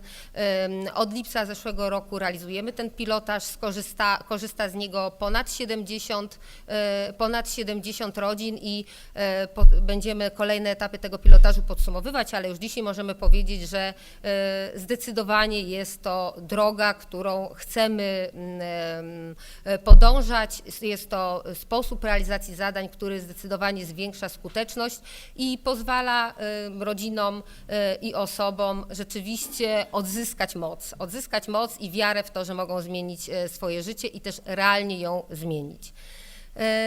Jak co roku od wielu lat realizujemy działania wolontarystyczne, pozyskując partnerów do wspierania mieszkańców dzielnicy Wola wśród wolontariuszy. Realizowaliśmy w 2016 roku program Ludzie Dobrej Woli, znany Państwu z poprzednich sprawozdań. Nasz autorski program, który jest skierowany do różnych osób w różnej sytuacji, ale przede wszystkim do dzieci. Ten wolontariat jest realizowany przede wszystkim przez studentów uczelni wyższych, ale również 15 seniorów, 9 osób pracujących i skierowany przede wszystkim do dzieci. Między innymi przybiera postać korepetycji z przedmiotów ścisłych, które są szczególnie trudne dla dzieci z rodzin korzystających z naszej pomocy. Tutaj również współpracujemy z dwoma szkołami, na terenie których realizujemy te zajęcia wolontarystyczne, ale oprócz tego wolontariatu Ludzie Dobrej Woli w tym roku włączyliśmy się w pilotażową realizację miejskiego programu wolontariatu pod nazwą Zaloguj i pomagaj. To jest szczególny rodzaj wolontariatu skierowany do seniorów, a Zaloguj dlatego, że jest specjalna platforma informatyczna, która pozwala wolontariuszom zalogować się, zgłosić chęć działania wolontarystycznego i która łączy osobę starszą z wolontariuszem, biorąc pod uwagę predyspozycje, potrzeby obu stron. W sumie razem z pomocy w ramach wolontariatu skorzystały 154 osoby, ponad 90 wolontariuszy świadczyło pomoc. Chciałabym jeszcze tylko krótko powiedzieć ze względu na ograniczenia czasowe o projekcie socjalnym Księga Wolskich Bajek. To jest projekt socjalny adresowany do dzieci, zdecydowanie do dzieci. Wiemy, jak bardzo ważne jest to, żeby wpływać na postawy, motywacje, działania dzieci od małego. Realizowany w porozumieniu ze szkołą i z biblioteką i polega na tym, że spotykają się dzieci, które w oparciu o legendy, w oparciu o historię Woli tworzą bajkę. Będziemy mogli Państwu potem tą książkę, która powstaje z tych wolskich bajek, pokazać. Jeśli chodzi o pracę metodą organizowania społeczności lokalnej, to są dwa obszary Woli, w których nasi pracownicy są szczególnie zaangażowani w takie działania. To jest Młyn na Woli i to jest Burza Piaskowa, to jest ulica Piaskowa, gdzie pracownicy socjalni są w stałym kontakcie z mieszkańcami i wspólnie z innymi partnerami podejmują różne działania, są zaangażowani w tworzenie projektów do budżetu partycypacyjnego w obu tych miejscach. 2 projekty, które tworzyli mieszkańcy przy współdziałaniu naszych pracowników, dostały dofinansowanie. To jest organizowanie różnego rodzaju działań integrujących społeczność, ale też załatwiających bardzo konkretne sprawy. W jednym terenie remont altanki śmietnikowej, w drugim konsultacje na temat przeniesienia miejsca, stworzenia miejsca przystanku autobusowego, z którego mogłyby korzystać osoby niepełnosprawne, bo w tej chwili przystanek jest daleko. Także no, zarówno sprawy bardzo konkretne życiowe, jak i związane z integracją, no, jak i właśnie z rozwijaniem potrzeb poprzez budżet partycypacyjny. Malutkie ostatnie koło zębate, ale wielkie działania wspierające, to są działania realizowane we współpracy z różnymi podmiotami. Nie jestem w stanie ich wszystkich wymienić, bo współpracujemy z kilkudziesięcioma podmiotami. Tylko tak dla przykładu powiem, że wydaliśmy 454 skierowania dla 685 osób umożliwiające korzystanie ze sklepu socjalnego prowadzonego przez Fundację Jeden Drugiemu, sklepu, który bardzo dobre towary sprzedaje za znacznie niższą cenę niż rynkowa dzięki pozyskiwanym produktom od sponsorów. Wydaliśmy 518 skierowań dla 934 osób do Caritasu, które to osoby mogły odebrać bardzo dobre i dużej ilości produkty z zakresu chemii gospodarczej i domowej i kosmetyków. Wydaliśmy 116 skierowań, ale skorzystało z nich, biorąc pod uwagę również skierowania wydawane jeszcze wcześniej, 458 osób do Biura Porad Obywatelskich, gdzie doradcy Biura Porad Obywatelskich na rzecz mieszkańców dzielnicy Wola udzielili 2039 porad z zakresu zadłużenia, różnych form zadłużenia, przeciwdziałania, ale też i radzenia sobie z tym zadłużeniem, które już jest, zarówno czynszowego, ten problem zadłużenia jest największy, ale też w innych obszarach. Dzięki pomocy Biura Porad Obywatelskich 21 mieszkańców dzielnicy Wola ogłosiło w zeszłym roku upadłość konsumencką, co pozwala im na zupełnie nowe życie, na po prostu kolejny start. 37 rodzin dzięki naszym skierowaniom skorzystało ze szlachetnej paczki. W 219 sprawach zwracaliśmy się do sądu cywilnego w sprawach o eksmisję po to, by zapewnić naszym klientom w postępowaniu eksmisyjnym prawo do lokalu socjalnego. Skierowaliśmy do Zarządu Dzielnicy Wola 78 opinii w sprawach mieszkaniowych, również bardzo trudnych sprawach mieszkaniowych naszych klientów, po to, by zapewnić im możliwość korzystania czy poprzeć prośbę o lokal socjalny. 20 opinii popierających starania rodzin o przyjęcie dziecka do żłobka poza kolejnością ze względu na kryzysową sytuację w rodzinie, czy też kolejnych również opinie do ZGN-u w sprawach dotyczących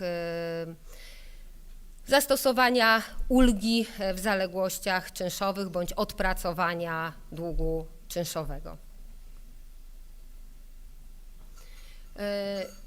Łącznie Ośrodek Pomocy Społecznej wydał 20 718 decyzji administracyjnych przyznających świadczenia pomocy społecznej. Oznacza to, że średnio każdego roboczego dnia wydawane było 82 decyzje, a każdy pracownik socjalny w ciągu roku podejmował średnio postępowania zakończone 400 decyzjami. Na każdego pracownika socjalnego przypadało 400 decyzji administracyjnych. Te decyzje były kierowane, czy też pomoc przyznawana tymi decyzjami, tak powinnam to powiedzieć, była kierowana do 3015 rodzin, w których żyje 5292 osoby, co stanowi 4% mieszkańców dzielnicy Wola. Na świadczenia pomocy społecznej w formie rzeczowej, w formie finansowej oraz w formie usług opiekuńczych wydaliśmy ponad 14 milionów złotych. Te najczęściej przyznawane i do najszerszej grupy osób świadczenia to zasiłki stałe. Zasiłki stałe przyznawane są osobom niepełnosprawnym bądź osobom w wieku emerytalnym, które nie mają swoich uprawnień do renty bądź emerytury. Takie świadczenia systematycznie były wypłacane 972 osobom. Zasiłki okresowe przyznawane są osobom, które znajdują się w ubóstwie ze względu na szczególną sytuację życiową, najczęściej związaną z bezrobociem, niepełnosprawnością, długotrwałą chorobą. I takie zasiłki przyznaliśmy i wypłaciliśmy 1262 osobom. Najczęstszą formą pomocy finansowej udzielaną są zasiłki celowe.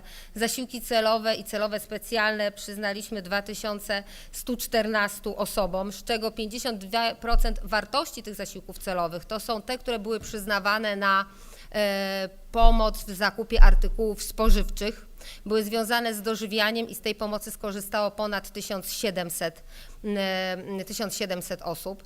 Jeśli chodzi o pomoc rzeczową, to taką podstawową formą pomocy rzeczowej, obligatoryjną, obowiązkową, wynikającą wprost z ustawy o pomocy społecznej jest zapewnienie ciepłego posiłku. W naszym przypadku ten ciepły posiłek to jest gorący, dwudaniowy obiad. On jest przyznawany dzieciom w szkole i wydawany w szkole. Jest przyznawany osobom, które korzystają z naszych 3 ośrodków wsparcia, z Ośrodka Wsparcia Seniorów, Świetlicy Opiekuńczej dla osób z chorobą Alzheimera i z Środowiskowego Domu Samopomocy. Takie posiłki wydawane są również w 2 jadłodajniach prowadzonych przez wykonawcę wyłonionego w przetargu oraz 58 obiadów jest dowożonych bezpośrednio do miejsca zamieszkania dla osób, które nie są w stanie po ten obiad wyjść, dla osób chorych, niepełnosprawnych i ten obiad dostarcza spółdzielnia socjalna, która rano wstaje. Razem z pomocy w formie obiadów skorzystało 1255 osób. Obligatoryjnym naszym zadaniem jest również organizacja pogrzebów i takich pogrzebów dla osób, które zorganizowaliśmy 79, to są takie sytuacje, że rodziny albo nie stać na zorganizowanie takiego pogrzebu, albo jest to osoba samotna i nie ma nikogo, kto tym pogrzebem by się zajął. Te 3015 rodzin to są te osoby, które skorzystały z pomocy w formie decyzji administracyjnych, ale biorąc pod uwagę te wszystkie programy, o których mówiłam przed chwilą i o których mówiła pani dyrektor Biedrzycka, to z naszej pomocy skorzystało ponad 4200 rodzin, co razem daje 5% mieszkańców dzielnicy Wola. Bardzo ważne jest to i podkreślała to pani dyrektor Biedrzycka, starałam się również kilka słów przy każdym programie o tym powiedzieć, że staramy się realizować wszystkie nasze działania w bardzo szerokim partnerstwie, że nie jesteśmy w tym sami, że chcemy zapewnić mieszkańcom dzielnicy Wola szeroką sieć wsparcia. W związku z tym współdziałamy zarówno z komórkami Urzędu Miasta Stołecznego Warszawy i jednostkami, jak i policją, strażą miejską, służbą ochrony kolei. Między innymi tutaj, jeśli chodzi o projekt, o którym wcześniej nie mówiłam, Bezpieczna Zima, projekt skierowany do osób bezdomnych, który ma zapobiec temu, by jakakolwiek osoba bezdomna w warunkach zimowych zamarzła bądź straciła zdrowie. Współpracujemy z sądami, z uczelniami przede wszystkim w zakresie budowania oparcia społecznego dla osób psychicznie chorych, tutaj z Uniwersytetem Medycznym, również z Uniwersytetem Warszawskim, między innymi jeśli chodzi o ewaluację różnych naszych programów, czy też działania środowiskowe Nagibalskiego, ale też nawiązaliśmy kontakt z 3 uczelniami w związku z realizacją zadania, jakim jest pozyskiwanie kandydatów na opiekunów prawnych. To szczególny obowiązek i uprawnienie Ośrodka Pomocy Społecznej, że jeżeli jakaś osoba nie jest w stanie samodzielnie decydować o sobie i podejmować decyzji i sąd orzeka o ubezwłasnowolnieniu częściowym lub całkowitym, a osoba ta nie ma członka rodziny, który mógłby być opiekunem prawnym lub kuratorem, to taką osobę godną zaufania społecznego i kompetentną wskazać sądowi do tego, żeby pełniła taką rolę, musi Ośrodek Pomocy Społecznej. Pozyskujemy takich kandydatów i wśród pracowników ośrodka, i wśród wolontariuszy, ale również nawiązaliśmy w tym zakresie współpracę z 3 uczelniami. uczelniami, z Uniwersytetem Stefana Karola Wyszyńskiego, z Uniwersytetem Warszawskim i z Akademią Pedagogiki Specjalnej. Oczywiście ważnym partnerem są placówki ochrony zdrowia, nasi wolontariusze i wszelkie inne podmioty, które angażujemy do naszego działania, którzy razem współpracują ze 150 pracownikami Ośrodka Pomocy Społecznej, osobami bardzo zaangażowanymi w pracę, realizującymi nie tylko działalność zawodową, ale śmiem powiedzieć, że misję. Dziękuję bardzo. Ja tylko jeszcze też przyłączę się do słowa dziękuję. Dziękuję Państwu za cierpliwe wysłuchanie nas, natomiast jesteśmy cały czas do dyspozycji i chętnie odpowiemy na wszystkie pytania, bo tak jak powiedziałam, opowiedzenie o tej działalności rocznej jest bardzo trudne. Dziękuję bardzo. Dziękuję Paniom bardzo. Proszę Przewodniczącą Komisji Zdrowia i Pomocy Społecznej, Panią Blankę Zienkiewicz, o przedstawienie opinii Komisji.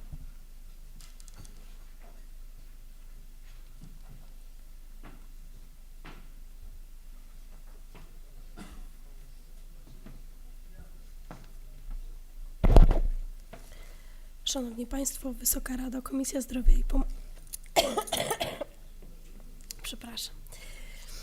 Komisja Zdrowia i Pomocy Społecznej Rady Dzielnicy Wola Miasta Stołecznego Warszawy pozytywnie opiniuje projekt uchwały Rady Dzielnicy Wola Miasta Stołecznego Warszawy w sprawie przyjęcia sprawozdania. Może poprosimy Pana Wiceprzewodniczącego Leszka Mikuleckiego. Nie mogę. Uchwała nr 18 łamane przez 2017 Komisji Zdrowia i Pomocy Społecznej Rady Dzielnicy Wola Miasta Stołecznego Warszawy z dnia 7 kwietnia 2017 roku. Komisja Zdrowia i Pomocy Społecznej Dzielnicy Wola Miasta Stołecznego Warszawy pozytywnie opiniuje projekt uchwały Rady Dzielnicy Wola Miasta Stołecznego Warszawy w sprawie przyjęcia sprawozdania z realizacji zadań Ośrodka Pomocy Społecznej Dzielnicy Wola Miasta Stołecznego Warszawy za rok 2016. Uchwałę przyjęto w głosowaniu 3 głosy za, 0 głosów przeciw i 1 głos wstrzymujący się. Dziękuję bardzo. Dziękuję bardzo. Otwieram listę mówców. Kto z Państwa radnych chciałby zabrać głos w tej sprawie? Bardzo proszę, Pani Radna Aneta Skubida.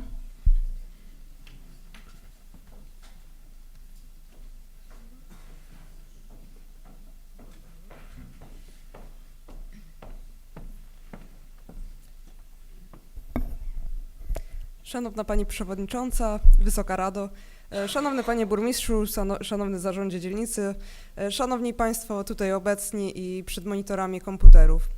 Przed chwilą już usłyszeliśmy dosyć obszerne sprawozdanie mówiące o tej jakże potrzebnej, ale też i wielokrotnie ciekawej działalności Ośrodka Pomocy Społecznej działającego na Woli. Niemniej jednak chciałabym zwrócić uwagę na kilka elementów, których zarówno zabrakło mi w samym sprawozdaniu, jak i w tej dzisiejszej prezentacji, którą wysłuchaliśmy. Są to elementy, które sprawiają, że dosyć trudno jest ocenić merytorycznie to sprawozdanie. Po pierwsze, zabrakło takiego procentu realizacji budżetu przeznaczonego na poszczególne działania OPS-u. Wiemy, jak wygląda na przykład budżet dzielnicy, tam mamy porównanie planu do realizacji. W sprawozdaniu Ośrodka Pomocy Społecznej zabrakło takiego porównania. Poza tym zabrakło też porównania liczby osób, które otrzymały pomoc w tej bardzo różnej formie, do liczby osób, które o tą pomoc się ubiegały. Także nie wiemy, jaki jest stopień zaspokojenia potrzeb mieszkańców dzielnicy, przynajmniej tych mieszkańców, którzy się o tą pomoc ubiegali. Kolejną rzeczą jest działalność usługowa odpłatna i tutaj też brakuje trochę takich konkretów, czy liczba osób, które tą pomoc otrzymały, jest równa, czy też różna od liczby osób, które się o tą pomoc ubiegały. I brakuje też w końcu samego takiego porównania zadań, które OPS realizuje odpłatnie, do zadań, które OPS realizuje bezpłatnie. Chciałabym zwrócić uwagę na te elementy. Mam nadzieję, że w kolejnym sprawozdaniu takie elementy zostaną zawarte, a niestety w dniu dzisiejszym ta forma sprawozdania, no, jeżeli panie dyrektor będą w stanie jakoś to wyjaśnić, to bardzo bym prosiła. Niemniej jednak na pewno dobrze by było, gdyby takie poszczególne linie się znajdowały. Dziękuję. Dziękuję bardzo. Bardzo proszę o udzielenie odpowiedzi. Postaram się odnieść do tych kwestii. Jeśli chodzi o sprawy budżetowe, znajdują się one w 4. rozdziale pierwszej części sprawozdania Plan i wykonanie budżetu. Wskazujemy, że ośrodek dysponował budżetem łącznym 27 470 283 zł. Plan budżetu ośrodka został, czy budżet ośrodka został wykonany w 99,92%. Jest również to rozpisane na środki Miasta Stołecznego Warszawy, budżetu państwa i środki Unii Europejskiej. Środki Miasta Stołecznego Warszawy zostały wykonane w 99,96%, środki budżetu państwa w 99,88%, a środki Unii Europejskiej w 99,06%. Przedstawia to również wykres znajdujący się na stronie 19. Także wykonanie budżetu ośrodka było niemalże 100%. Jeśli chodzi o świadczenia odpłatne i nieodpłatne, może nie ma zbiorczego zestawienia i zbiorczej tabeli, ale przy każdym świadczeniu jest ono szczegółowo opisane. Przede wszystkim świadczenia, za które ośrodek może pobierać odpłatność zgodnie z ustawą o pomocy społecznej, to są świadczenia w postaci usług opiekuńczych. Informacje na ten temat znajdują się w części 1, rozdział 1.5 pomoc usługowa i tutaj również znajdują się tabele w rozdzieleniu na poszczególne rodzaje usług, wskazujące, że na przykład w usługach opiekuńczych o charakterze gospodarczym odpłatność w wysokości 100% wartości świadczenia wnosiły 23 osoby, czyli 4,35% wszystkich osób korzystających z tej formy pomocy. Odpłatność częściową za usługi wnosiło 390 osób, czyli 73,72% osób korzystających z tej formy pomocy, a usługi opiekuńcze o charakterze gospodarczym były świadczone bezpłatnie na rzecz 116 mieszkańców dzielnicy Wola, czyli 21,93%. Takie tabele znajdują się też w stosunku do usług specjalistycznych i odpłatność, jeśli chodzi o pomoc w formie specjalistycznych usług w zakresie pielęgnacji, częściową odpłatność wnosiło 49 osób, czyli 83% osób korzystających, a świadczona ona była bezpłatnie dla 10 osób, czyli prawie 17%. Żadna z osób korzystających z usług pielęgnacyjnych nie wnosiła odpłatności w 100%. Co zresztą wiąże się z tym, że usługi pielęgnacyjne zazwyczaj z usług pielęgnacyjnych korzystały osoby, które korzystały również z usług gospodarczych, bo skoro nie były w stanie sobie radzić z czynnościami pielęgnacyjnymi, z myciem, z zabiegami medycznymi, tym bardziej potrzebowały pomocy w codziennych czynnościach, a korzystanie z 2 usług, rodzajów usług opiekuńczych jest zgodnie z uchwałą Rady Miasta jedną z okoliczności, która stanowi podstawę do zwolnienia z odpłatności. Jeśli chodzi o specjalistyczne usługi opiekuńczo-readaptacyjne, te dla osób z zaburzeniami otępiennymi, żadna osoba nie wnosiła odpłatności w pełnej wysokości. Częściową odpłatność wnosiły 34 osoby, czyli 54,84%, a usługi świadczone były bezpłatnie dla 20 osób, czyli 45,16%. Ostatni z rodzajów świadczonych specjalistycznych usług opiekuńczych to są usługi dla osób z zaburzeniami psychicznymi, to są usługi finansowane ze środków budżetu państwa i realizowane przez nas jako zadanie zlecone. Tam sposób ustalania odpłatności określony jest rozporządzeniem Ministra Pracy i Polityki Społecznej w tej sprawie i odpłatność w wysokości 100% nie była wnoszona przez żadną osobę z zaburzeniami psychicznymi, która korzystała z tych usług. Odpłatność częściową za te usługi świadczyło 6 osób, czyli niespełna 11%, a usługi były świadczone bezpłatnie u 49 osób, czyli prawie 90%.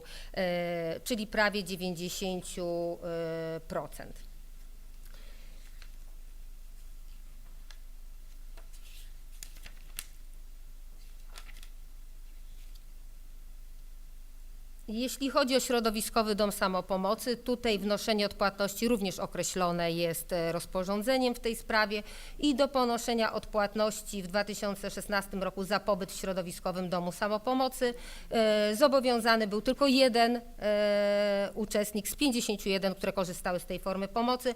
To jest informacja w części pierwszej, rozdział 171 ze strony 52. Korzystanie ze klubu pod daszkiem, z klubu samopomocy zgodnie z ustawą o pomocy społecznej jest bezpłatne i nie wymaga wydawania decyzji administracyjnej. Natomiast jeśli chodzi o świetlicę opiekuńczą dla osób z chorobą Alzheimera, to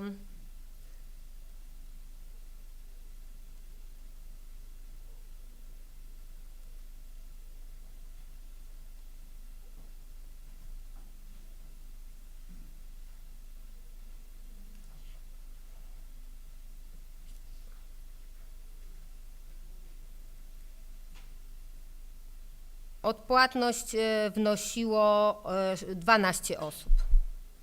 Tutaj odpłatność wnoszona jest na podstawie uchwały Rady Miasta Stołecznego Warszawy.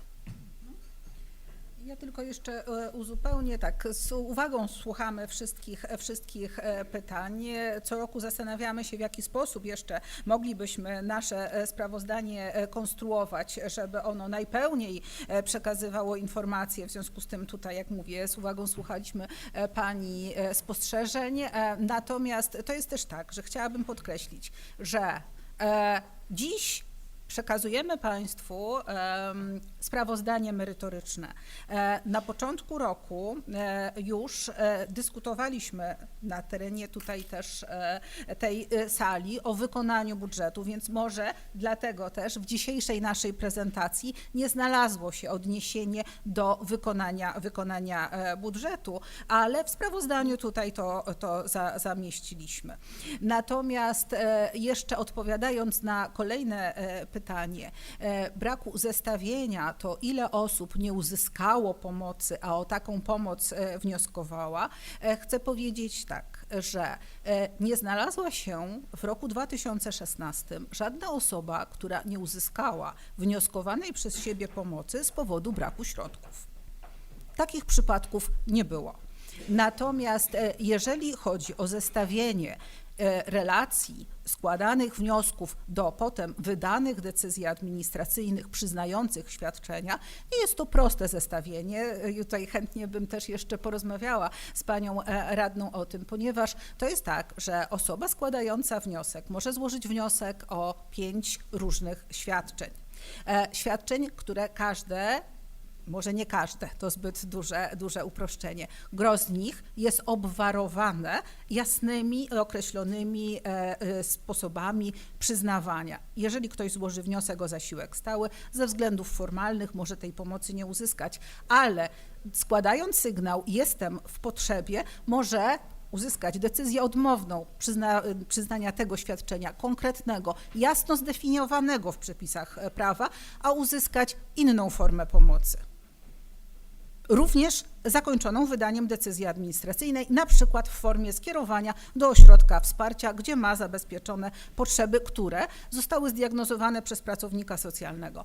Ponieważ chcę też powiedzieć, że właśnie dlatego ta nasza praca tak ważna i trudna i odpowiedzialna po stronie pracownika socjalnego, ponieważ to nie erudyta, który potrafi przyjść i opowiedzieć o swojej trudnej sytuacji i wyartykułować, czego mu potrzeba, uzyskuje to świadczenie, tylko osoba, która dzięki takim narzędziom jak wywiad środowiskowy w miejscu zamieszkania, przeprowadzony przez pracownika socjalnego, który musi umieć postawić diagnozę sytuacji tej rodziny, biorąc pod uwagę i sferę materialną, ale też zdrowotną, ale też mieszkaniową, ale rodzinną, po pełnej diagnozie jest w stanie zaproponować różne formy pomocy i nie ograniczamy się w swojej pracy tylko do wniosku. Ośrodek pomocy społecznej, pracownik socjalny nie działa tylko w trybie wnioskowym. Jeżeli ktoś składa wniosek, też może liczyć na to poradnictwo, o którym tutaj trochę mówiłyśmy, natomiast zdaję sobie sprawę z tego, że na pewno nie o wszystkim tutaj opowiedziałyśmy. Nie wiem, czy odpowiedziałyśmy na pytania pani radnej, natomiast... Uzupełniając jednym zdaniem, tylko też jeszcze mogę powiedzieć, że to, czym pracownik socjalny zaczyna potem w wywiadzie środowiskowym, to też przeanalizowaniem, czy osoba, która ubiega się o świadczenie, ale o świadczeniach, one są zdefiniowane w ustawie bardzo szeroko, to nie tylko zasiłek czy obiad. Praca socjalna, poradnictwo, to tak zwane miękkie wsparcie, to również jest świadczenie pomocy społecznej. I pierwsza rzecz to jest zbadanie przez pracownika socjalnego, czy osoba ma jakieś możliwości, czy ma jakieś uprawnienia, czy ma jakieś zasoby, które może wykorzystać, żeby samodzielnie rozwiązać swoją trudną sytuację. Zasoby rozumiane bardzo szeroko, zasoby społeczne, zasoby rodzinne, zasoby wiedzy, zasoby zdrowia, zasoby umiejętności, uprawnienia z innych systemów pomocy, innych systemów zabezpieczenia, możliwości, może mieć zasoby i uprawnienia, ale nie mieć możliwości skorzystania ze względu na niepełnosprawność czy brak umiejętności, to również bada pracownik socjalny i właśnie w oparciu o tą analizę konstruuje plan pomocy, dobiera formy pomocy albo podpowiada, jak skorzystać, kończąc swoje działanie na poradnictwie, jak wykorzystać te zasoby i uprawnienia, żeby samodzielnie pomóc sobie wyjść z trudnej sytuacji. Dziękuję bardzo. Pan Dariusz Puścian zgłaszał się do głosu, później pani radna Aneta Skubida ponownie.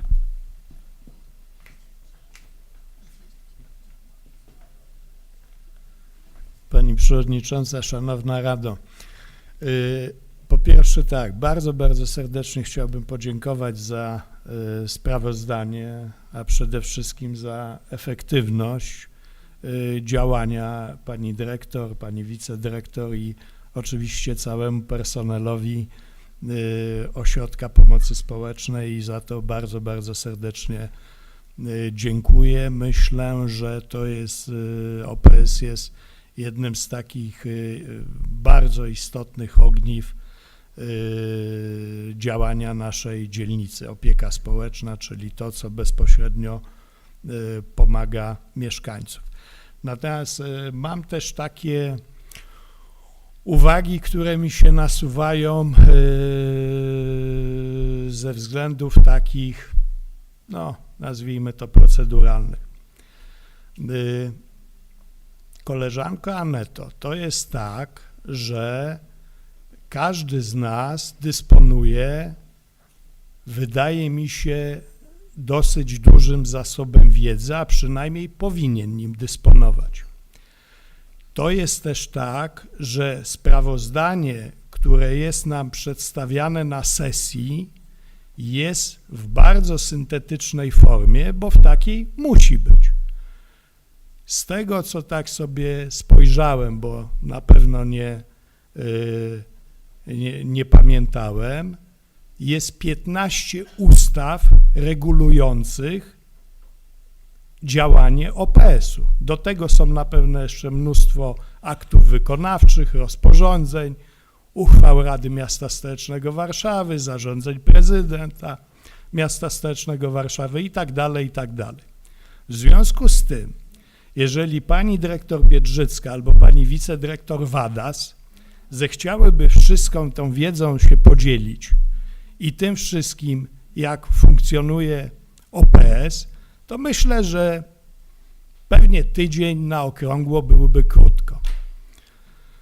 Pragnę też zwrócić uwagę, że tydzień temu mniej więcej odbywała się komisja, która, o czym zawsze mówię, i proszę mi pozwolić na taką dygresję i na taką refleksję, że jednak jestem takim radnym dosyć długo już funkcjonujących i uważam, że najlepszym możliwym miejscem na rozmowę i na pogłębianie też swojej wiedzy są komisje, nie sesja Rady Dzielnicy. I teraz te odpowiedzi, co gorsza, na pani pytania, one są zawarte w tym sprawozdaniu, nie wszystkie, ale są. I pani dyrektor Biedrzycka o planie, przepraszam, pani wicedyrektor Wadas wskazała nawet strony, na których one są. Nie są. Pani Aneta mówi, że nie są, no więc to no o ile pamiętam, pytała pani o plan, bo to jest i to myślę, że ten wykonanie tego planu, okej, zaraz jasne.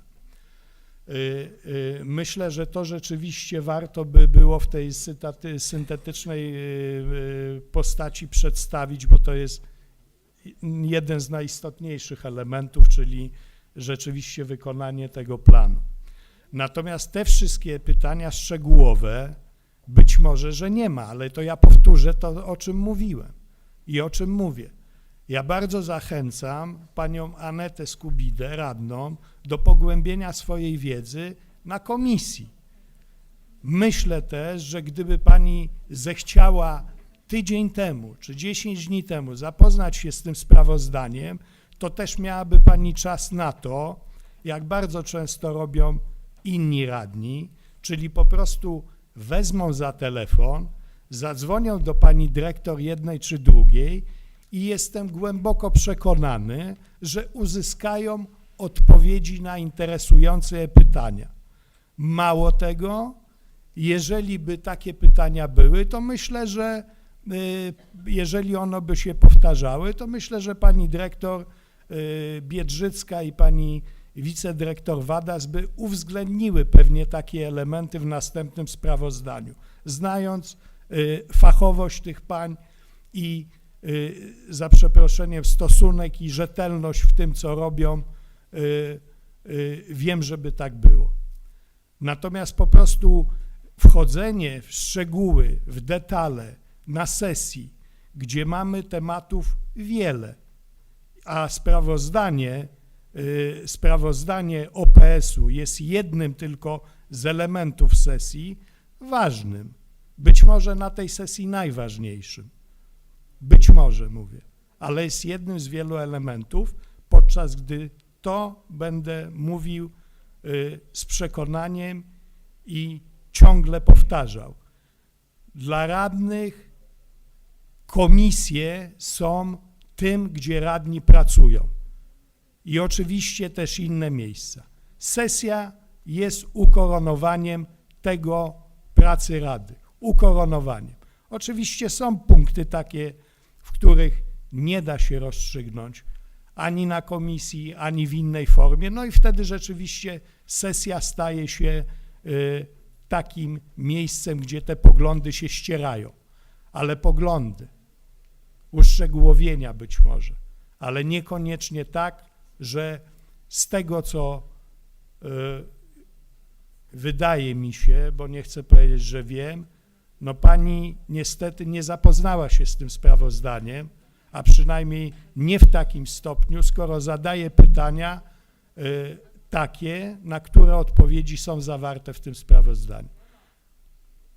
Okej, no to myślę, że tutaj jest polemika między panią radną Anetą Skubidą, a ewentualnie panią dyrektor i panią wicedyrektor. Ja tylko chciałem zwrócić uwagę to, na co wielokrotnie zwracam uwagę. Naprawdę czas i miejsce na zwłaszcza szczegółowe pytania to na pewno nie jest sesja, bo część z tych rzeczy, bardzo duża, wiele osób albo wie, przede wszystkim taką wiedzę posiada, albo po prostu niekoniecznie chce wchodzić na ten poziom szczegółowości. Jakby każdy z nas, a jest nas tu 25, tą swoją działkę chciał, którą jest szczególnie zainteresowany, bo nie ma się co czarować, że każdy we wszystkich dziedzinach chce być, czy może być alfą i omegą. Więc każdy ma swoją tą jakąś działkę, którą się zajmuje, w której w komisji uczestniczy w pracach, jest bardziej aktywny niż w pozostałych miejscach, ale jeżeli każdy z nas chciałby tak absorbować pozostałych, to ja gwarantuję, żebyśmy przez tydzień nie wyszli stąd.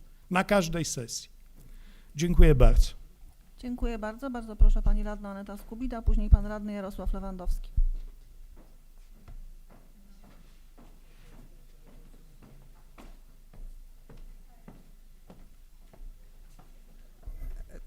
Szanowni Państwo, nie ukrywam, że bardzo mnie dziwi, że pan radny Dariusz Puścian odmawia mi prawa do zadania 4 bardzo konkretnych, moim zdaniem, ale nie zdaniem pana radnego, pytań. Szanowny panie radny, jestem politykiem społecznym z wykształcenia, tak samo jak nasz pan burmistrz. Być może dlatego też na pewne rzeczy związane ze sprawozdaniem OPS-u zwracam większą uwagę właśnie z racji na moje wykształcenie i z racji na moje doświadczenia z polityką społeczną, z pracą społeczną, socjalną. Też wiem, dlaczego mówimy o pomocy społecznej, a nie opiece społecznej, ale myślę, że to jest temat na inną rozmowę, taką bardziej kuluarową. Szanowni Państwo, uważam, że my wszyscy tutaj radni mamy prawo zarówno do zadawania pytań na komisji, jak i do zadawania pytań na sesji i do wyjaśniania też pewnych spraw jak najbardziej publicznie i nie chciałabym, aby ktokolwiek tego prawa komukolwiek odmawiał, ani radny z Platformy Obywatelskiej, ani radny z PiS-u, ani z jakiejkolwiek innej opcji, która tutaj była, czy kiedykolwiek jeszcze będzie.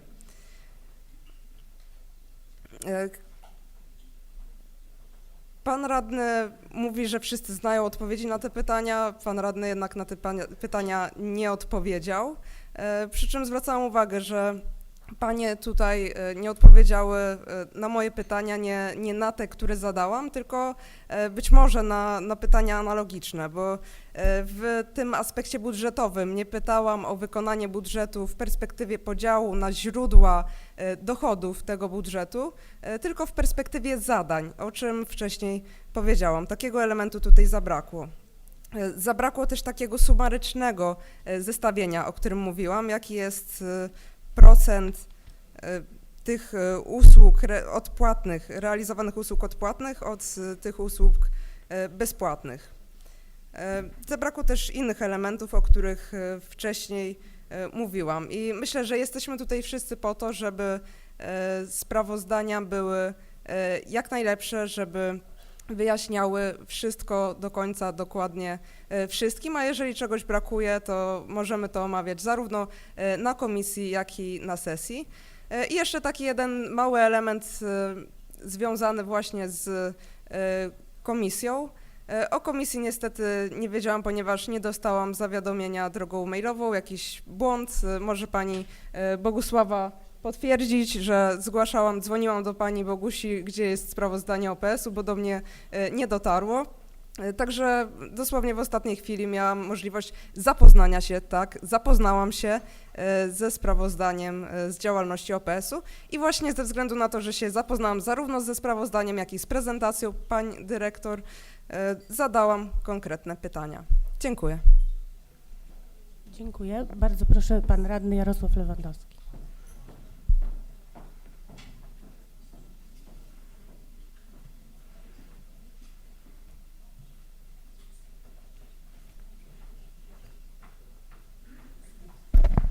Bardzo dziękuję, pani przewodnicząca. Panie radny Dariuszu, teoretycznie oczywiście ma pan rację. Natomiast wydaje mi się, że w tej konkretnej sytuacji nie wie pan o tym, że racji pan mieć do końca nie może. Dlaczego? Ponieważ materiały ze sprawozdaniem OPS-u zostały przesłane radnym, którzy są członkami Komisji Zdrowia i Opieki Społecznej, dopiero 3 dni przed komisją. Ja nie byłem w stanie, mówię osobiście teraz o mnie, przez 3 dni przygotować się z pytaniami, z zapoznaniem się z tak obszernym materiałem na komisję. Mówię to z wielkim ubolewaniem, ponieważ poprzednie sprawozdania roczne OPS-u były nam przesyłane na 2 tygodnie przed komisjami. Każdy miał czas się z tym zapoznać, przygotować sobie pytania, wgłębić się w ten bardzo szczegółowy i obszerny materiał, bardzo ważny materiał ze względu na swoją istotę. Także teoretycznie ma rację natura, natomiast tutaj niechcący pan dotknął bardzo ważkiego problemu i takiego, w którym coś nie zadziałało. Materiały były przesłane zdecydowanie za późno. Po raz pierwszy te materiały nie były wydrukowane dla radnych. Ja w dniu Komisji Zdrowia zadałem pytanie, czy można dostać sprawozdanie OPS-u. Tak jak zawsze takie sprawozdania, ileś egzemplarzy dla chociażby członków Komisji Zdrowia. Były przygotowane, można było brać, łatwiej było potem w tej sprawie procedować, zadawać pytania, zapoznawać się z tym. Nie było to przygotowane.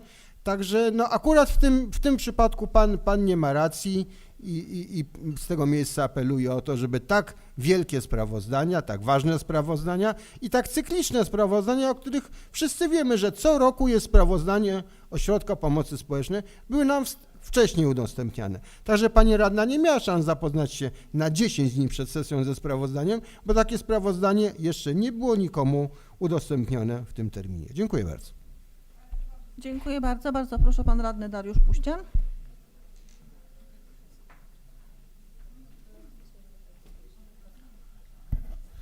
Króciutkie dwie rzeczy, dwie odpowiedzi. Po pierwsze tak, jestem jak najdalszy od tego, żeby komukolwiek zamykać usta i staram się naprawdę, znaczy inaczej. Uważam, że każdy ma prawo do wypowiedzi i to jest dla mnie poza wszelką dyskusją. Natomiast będę powtarzał to do upadłego, że moim zdaniem sesja nie jest po prostu Hyde Parkiem. Innymi słowy, powinno dotyczyć to różnych bardzo konkretnych rzeczy. Teraz odnośnie tego, co powiedział pan radny Jarosław Lewandowski. Jeżeli się mylę, proszę mnie powtórzyć. Oczywiście zgadzam się z panem co do jednego i to jest też dla mnie poza dyskusją, że sprawozdania wszelkiego typu, zwłaszcza o tak obszerne jak OPS-u, ZGN-u czy OSIR-u, no po prostu jednostek organizacyjnych, powinny być z maksymalnym wyprzedzeniem dostarczane dla radnych. Pełna zgoda. Natomiast w tym przypadku, o ile dobrze liczę, może się mylę, to jednak to było 10 dni przed sesją, bo tydzień temu była, z tego co się orientuje, komisja, jeżeli Komisja Zdrowia i Pomocy Społecznej, i 3 dni, to o czym pan mówił, 3 dni przed komisją zostały te materiały rozesłane. Tylko cały czas mam jedną po prostu wątpliwość, która mnie, no, że tak powiem, intryguje. Proszę mi wierzyć, znaczy myślę, że wszyscy sobie zdajemy sprawę co do jednego, że jeżeli zależałoby mi tak naprawdę na wejściu w poziom bardzo dużej szczegółowości, tak jak w tej chwili robi to koleżanka Aneta, to nawet jakbym miał ten materiał 3 dni przed komisją, to bym się przygotował do tej komisji w taki sposób, żeby te wszystkie pytania zadawać. To jest jedna rzecz. Druga rzecz, że w ogóle pominęliście milczeniem to, co powiedziałem, co dla mnie jest naturalne. Czyli jeżeli ja mam wątpliwości, a mam ich wiele co do różnych rzeczy, to znam telefony do odpowiednich urzędników różnego szczebla, począwszy od dyrektorów, a skończywszy na inspektorze, gdzie poziom szczegółowości jest taki, że naczelnik czy dyrektor mi mówi: niech pan zadzwoni do tego pana, ewentualnie ja się mogę od niego dowiedzieć, bo ja też tego nie ale namawiam gorąco radnych do tego, żeby swoje wątpliwości niekoniecznie rozwiewali na sesji. Pełna zgoda co do dwóch rzeczy, że sprawozdanie powinno zawierać podstawowe elementy takie, które powinny być w tej syntetycznej formie przedstawione, i pełna zgoda do tego, że powinno być dostarczone z wyprzedzeniem. Natomiast nie będę się zgadzał niestety z takimi głosami, że otworzę sprawozdanie na sesji albo dzień przed sesją i skonstruuję sobie 20, 30 czy 50 pytań, które akurat mi przyjdą do głowy, bo myślę, że sprawozdanie też nie jest skonstruowane w taki sposób, że jest w stanie odgadnąć i zawrzeć wszystkie odpowiedzi na wszystkie pytania, które by na tej sali były formułowane. Dlatego mówię o komisji, dlatego mówię o wcześniejszych telefonach.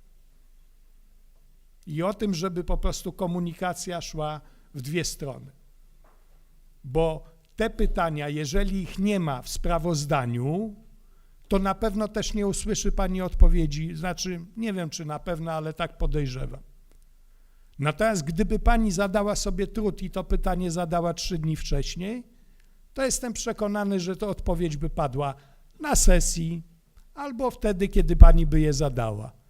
Albo tak jak często mam w odpowiedzi mailowym, że w odpowiednim, że muszę się zapoznać, zanalizować jakiś temat i dopiero po analizie otrzymam odpowiedź. Ale to jest normalne. To jest normalne, ale dlatego to trzeba robić z wyprzedzeniem, a nie na sesji po prostu zadawać pytania, na które niekoniecznie, tak jak już mówiłem, nie będę powtarzał. Ale to jest oczywiście moje zdanie i na pewno każdy ma prawo do pytań. Znam radnych, którzy kiedyś, wie pani, składali po 100 interpelacji w ciągu dnia. Jaki one miały sens? To było różnie. No ale prawo ma. Każdy z nas ma prawo. Natomiast pytanie o sens, o racjonalność, o efektywność działania to jest już zupełnie inna bajka. Dziękuję bardzo. Dziękuję bardzo. Bardzo proszę pan radny Jarosław Lewandowski.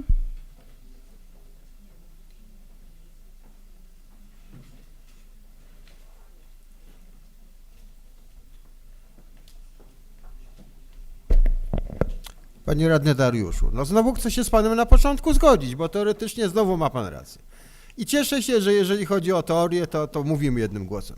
Natomiast tych 10 dni nie było, bo komisję mieliśmy złaną w piątek. Materiały zostały nam wysłane we wtorek o 9:40, jeżeli dobrze mówię. Jeżeli źle, to pani kierowniczka referatu obsługi Rady mnie poprawi. Także o tych 10 dniach nie ma mowy. Oczywiście ma pan rację. Trzeba się zapoznać na komisję, jeżeli mamy wątpliwości, na które nie znajdujemy odpowiedzi w obszernym materiale rocznego sprawozdania, możemy wszystkich obdzwonić, dowiedzieć się, ale mamy na to od wysłania nam materiałów, mówimy tu i teraz o tym konkretnym przypadku, 75 godzin, czy 77 godzin. W momencie jak pracujemy zawodowo, wydaje mi się, że w przypadku tak obszernego materiału powyżej 100-stronicowego jest to troszkę za mało. Dziękuję bardzo. Dziękuję bardzo. Bardzo proszę pani radna Aneta Skubida.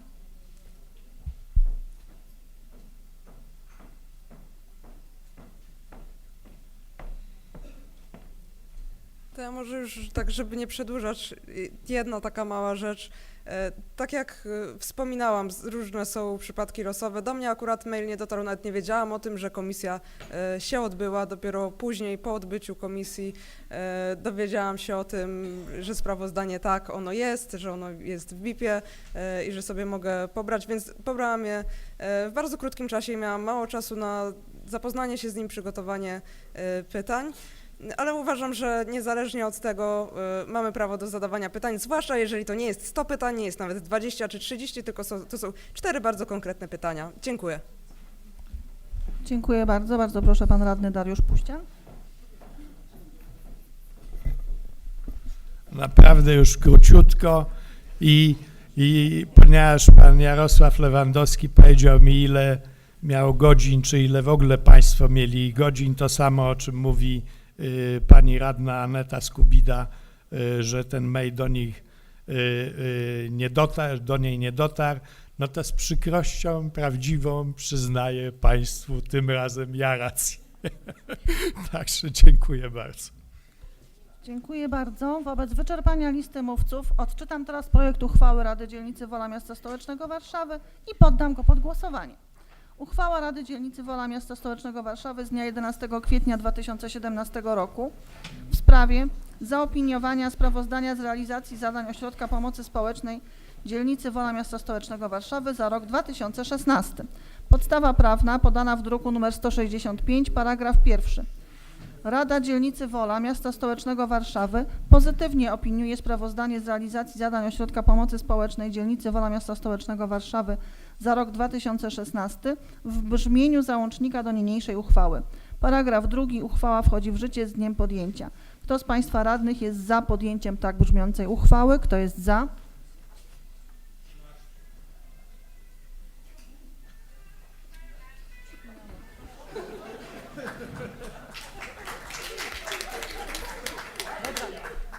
Liczcie, 13, Piotrek, ile? Piotrek, ile?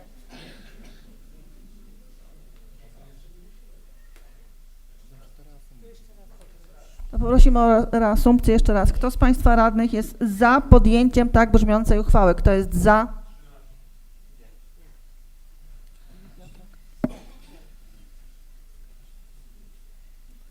Kto jest przeciw? Kto się wstrzymał? Stwierdzam, że w wyniku głosowania 19 głosów za, 0 przeciw, 2 wstrzymujące się, Rada podjęła uchwałę w sprawie zaopiniowania... Przepraszam bardzo, 4 wstrzymujące się. Rada podjęła uchwałę w sprawie zaopiniowania sprawozdania z realizacji zadań Ośrodka Pomocy Społecznej Dzielnicy Wola Miasta Stołecznego Warszawy za rok 2016. Zamykam punkt 3 porządku obrad. Przepraszam, czy ja słowo? Ja tylko chciałam bardzo serdecznie podziękować i to jest tak, że każde pytanie pani radnej traktujemy bardzo, bardzo poważnie. Dla nas za każdym razem, jak stajemy tutaj raz w roku, jak powiedziałam na samym początku, jest to ogromne wyzwanie, jak opowiedzieć o rocznej działalności. Natomiast mam poczucie, że i tutaj zachęcam, chciałabym bardzo porozmawiać, bo chyba nie do końca rozumiem wszystkie te pytania, które tutaj dzisiaj pani radna postawiła, a chciałabym je zrozumieć, ponieważ tak jak powiedziałam, jeżeli chodzi o wykonanie budżetu, w układzie zadaniowym pełne sprawozdanie zostało przedłożone państwu tutaj już w miesiącu styczniu i w miesiącu lutym, potem na sesji, wcześniej na komisjach. Natomiast mamy my poczucie, ale my też patrzymy na to w sposób subiektywny, że te informacje znalazły się tutaj i na stronie 17 w punkcie 4 plan i wykonanie budżetu z podziałem na poszczególne też obszary, świadczenia i rozdziały w układzie zadaniowym zostało to wymienione, więc po prostu chciałabym jeszcze prosić o rozmowę na ten temat, ponieważ w naszym poczuciu i plan, i wykonanie znalazło się tutaj. Wykonanie na 23. A wykonanie tak, tutaj pani dyrektor wykonanie na 23. Pięknie Państwu dziękujemy. Dziękuję bardzo. Przechodzimy do punktu 4 porządku obrad. Punkt 4 to podjęcie uchwały Rady Dzielnicy Wola Miasta Stołecznego Warszawy zmieniającej uchwały w sprawie ustalenia liczby członków komisji rewizyjnej, składu osobowego komisji rewizyjnej oraz zmiany przewodniczącego i wiceprzewodniczącego komisji rewizyjnej Rady Dzielnicy Wola Miasta Stołecznego Warszawy. W związku ze złożonymi rezygnacjami radnych klubu Prawa i Sprawiedliwości oraz radnej niezrzeszonej z pracy w komisji rewizyjnej dla zapewnienia prawidłowego funkcjonowania i właściwej pracy komisji rewizyjnej proponuje się wprowadzenie zmian dotyczących liczebności komisji, składu osobowego oraz wyboru przewodniczącego i wiceprzewodniczącego komisji rewizyjnej. Proszę przewodniczącego klubu radnych Platformy Obywatelskiej pana Kamila Giemzę o przedstawienie propozycji zmian w składzie komisji rewizyjnej.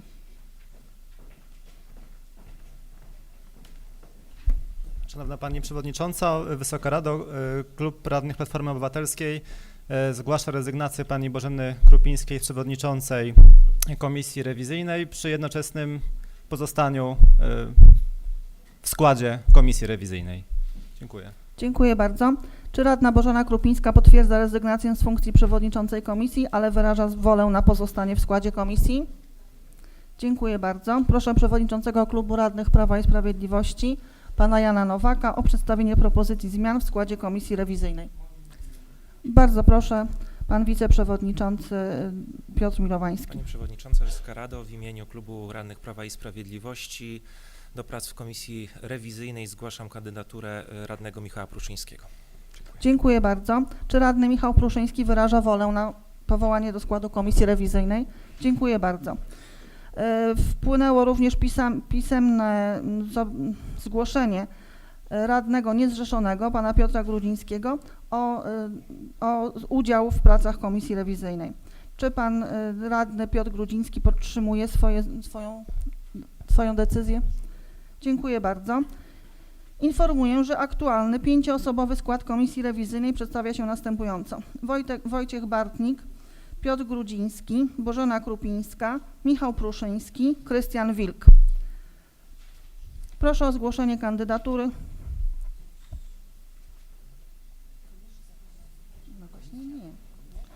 Proszę o zgłoszenie kandydatury na przewodniczącego i wiceprzewodniczącego Komisji Rewizyjnej. Bardzo proszę, pan wiceprzewodniczący Piotr Milowański. Pani Przewodnicząca, w imieniu Klubu Radnych Prawa i Sprawiedliwości zgłaszam radnego Michała Pruszyńskiego na przewodniczącego Komisji Rewizyjnej. Dziękuję bardzo. Czy radny Michał Pruszyński wyraża zgodę na pełnienie funkcji przewodniczącego Komisji Rewizyjnej? Dziękuję bardzo. Bardzo proszę, pan przewodniczący Kamil Giemza. Szanowna Pani Przewodnicząca, Wysoka Rado, Klub Radnych Platformy Obywatelskiej zgłasza kandydaturę Pani Radnej Bożeny Krupińskiej na wiceprzewodniczącą Komisji Rewizyjnej. Dziękuję. Dziękuję bardzo. Czy pani radna Bożena Krupińska wyraża zgodę na pełnienie funkcji wiceprzewodniczącej Komisji Rewizyjnej? Dziękuję bardzo. Otwieram listę mówców. Kto z państwa radnych chciałby zabrać głos w tej sprawie? Nie widzę chętnych. Odczytam więc projekt uchwały Rady Dzielnicy Wola Miasta Stołecznego Warszawy w wyżej wymienionej sprawie i poddam go pod głosowanie. Uchwała Rady Dzielnicy Wola Miasta Stołecznego Warszawy z dnia 11 kwietnia 2017 roku zmieniająca uchwały w sprawie ustalenia liczby członków Komisji Rewizyjnej, składu osobowego Komisji Rewizyjnej oraz zmiany przewodniczącego i wiceprzewodniczącego Komisji Rewizyjnej Rady Dzielnicy Wola Miasta Stołecznego Warszawy. Podstawa prawna podana w druku nr 166, paragraf 1. Zmienia się uchwałę nr 2 na 8 na 2015 Rady Dzielnicy Wola Miasta Stołecznego Warszawy z dnia 13 stycznia 2015 roku w sprawie ustalenia liczby członków Komisji Rewizyjnej Rady Dzielnicy Wola Miasta Stołecznego Warszawy, ustalając liczbę członków Komisji Rewizyjnej na 5 osób. Paragraf 2. W uchwale nr 2 na 9 na 2015 Rady Dzielnicy Wola Miasta Stołecznego Warszawy z dnia 13 stycznia 2015 roku w sprawie ustalenia składów osobowych stałych Komisji Dzielnicy Wola Miasta Stołecznego Warszawy zmienia się skład osobowy Komisji Rewizyjnej w następujący sposób. Odwołuje się ze składu Komisji Rewizyjnej radnych Macieja Bińkowskiego, Macieja Wyżykowskiego oraz radną Anetę Skubidę. Powołuje się w skład Komisji Rewizyjnej radnych Michała Pruszyńskiego i Piotra Grudzińskiego.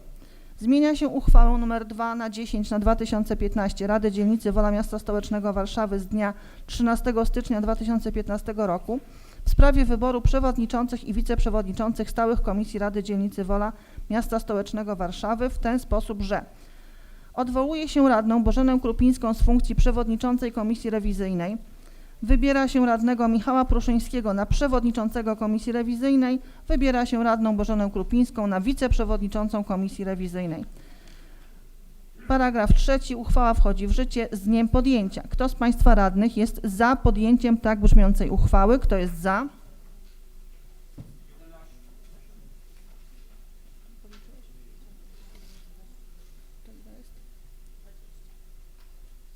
Kto jest przeciw?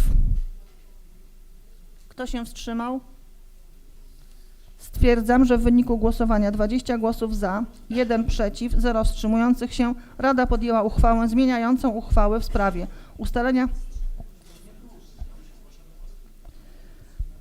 ustalenia liczby członków Komisji Rewizyjnej, składu osobowego Komisji Rewizyjnej oraz zmiany przewodniczącego i wiceprzewodniczących Komisji Rewizyjnej Rady Dzielnicy Wola Miasta Stołecznego Warszawy. Dziękuję Państwu bardzo. Bardzo proszę, pan radny Michał Pruszyński.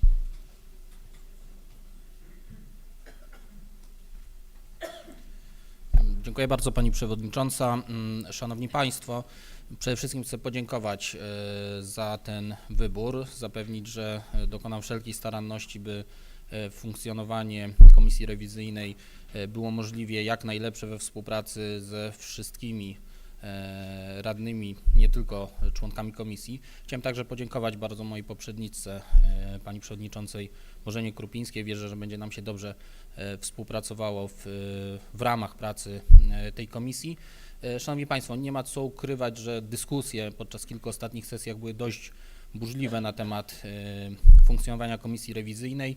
Wierzę, że osiągnęliśmy jakąś tam formę porozumienia, która też pomoże w sposób spokojny i sprawny doprowadzić do funkcjonowania tej komisji. Wierzę, że to się uda.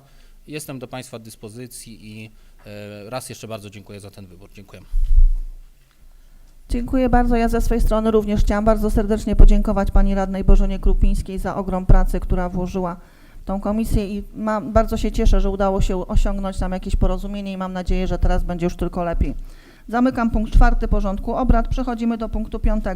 Punkt 5 to informacja dotycząca sprawozdania z działalności Rady Seniorów Dzielnicy Wola Miasta Stołecznego Warszawy za rok 2016. Serdecznie witam jeszcze raz obecnych dzisiaj na sali przedstawicieli Wolskiej Rady Seniorów, w szczególności przewodniczącego pana Zbigniewa Ogonowskiego, zastępców przewodniczącego panią Renatę Janicką oraz sekretarza panią Elżbietę Kowalską. Proszę pana przewodniczącego Zbigniewa Ogonowskiego o przedstawienie sprawozdania z działalności Rady.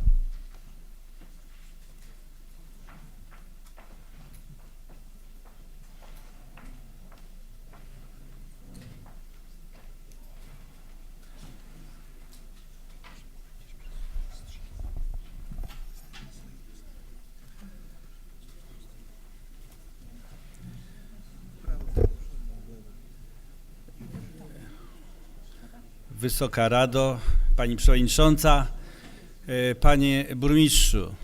W pierwszych słowach chciałbym bardzo, bardzo gorąco podziękować za możliwość występowania tutaj przed Państwem i mówienia o Wolskiej Radzie Seniorów. Chcę powiedzieć, że stojąc tutaj dzisiaj w kwietniu, przypomina mi się dzień 1 kwietnia 2015 roku i to nie był dzień prima aprilisowy.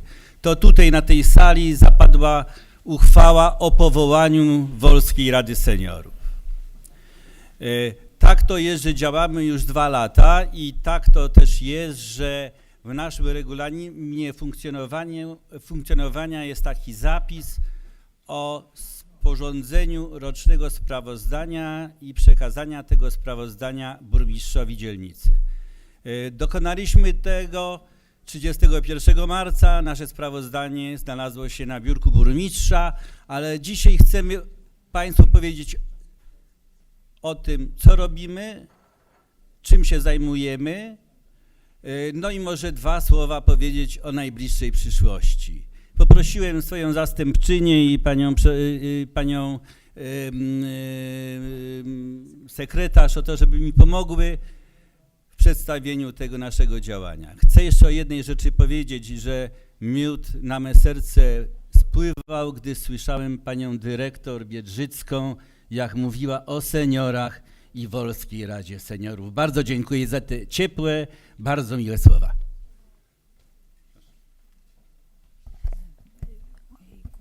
Ja też witam wszystkich Państwa serdecznie. Tą kwestię miał przedstawić Państwu nasz zastępca przewodniczącego, pan Marek Backiel, ale ze względów takich awaryjnych nie mógł dzisiaj uczestniczyć. W związku z tym ja za niego tutaj powiem to, co on miał powiedzieć. Wolska Rada Seniorów ma powołanych 6 zespołów zadaniowych. Jednym z tych zespołów zadaniowych właśnie jest zespół do spraw sportu i rekreacji. I tym zespołem właśnie zajmuje się pan Marek Backiel. I to jest zespół, który wspiera seniorów w różnych działaniach senioralnych. Są to wszystkie 3 baseny, pływalnie osirowskie i 2 hale sportowe. W tych wszystkich zajęciach na halach sportowych bierze udział 120 seniorów, na basenach po 3 baseny po 45 osób, także to też jest jakaś grupa ludzi. W okresie letnim były organizowane dla seniorów, były ćwiczenia na otwartych siłowniach i były te ćwiczenia w ramach budżetu partycypacyjnego prowadzone i się cieszyły bardzo ogromną, dużą popularnością. Na hali też były robione jeszcze w szkole zajęcia na hali Ogrodowa, zajęcia były rozciągające i poprawiające ruchomość stawów dla seniorów. I to tak by było pokrótce, jeżeli chodzi o tę działalność dotyczącą spraw sportu i rekreacji.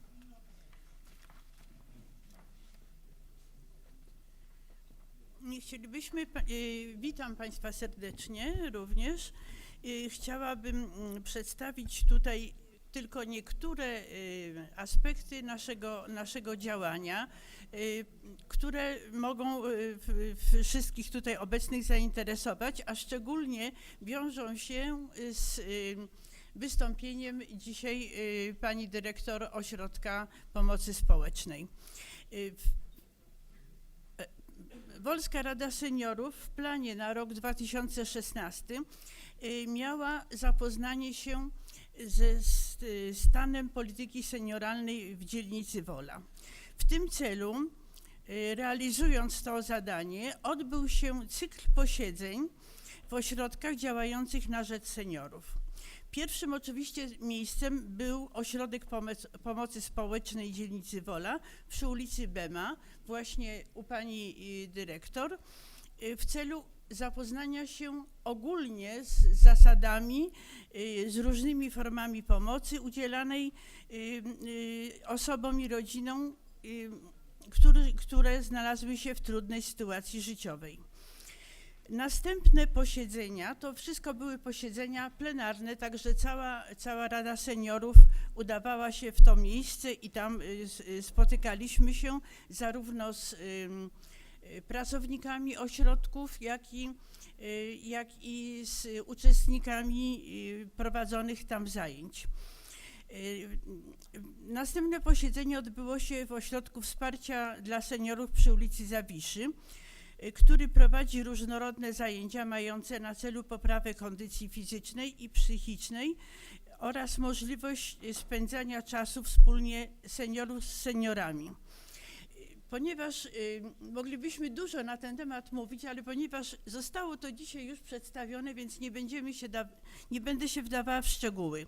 Kolejnym miejscem był klub pod Daszkiem, w ramach którego funkcjonują jak gdyby 3 takie odrębne placówki: Środowiskowy Dom Pomocy dla osób z problemami psychicznymi,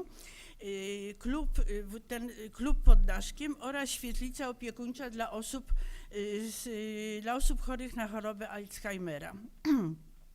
Stwierdziliśmy, że pomoc udzielana seniorom i osobom niepełnosprawnym jest fachowa, jest z całym jakimś takim ogromnym oddaniem, jest świadczona przez osoby przygotowane do tego, z odpowiednim wykształceniem i z taką empatią do tych podopiecznych.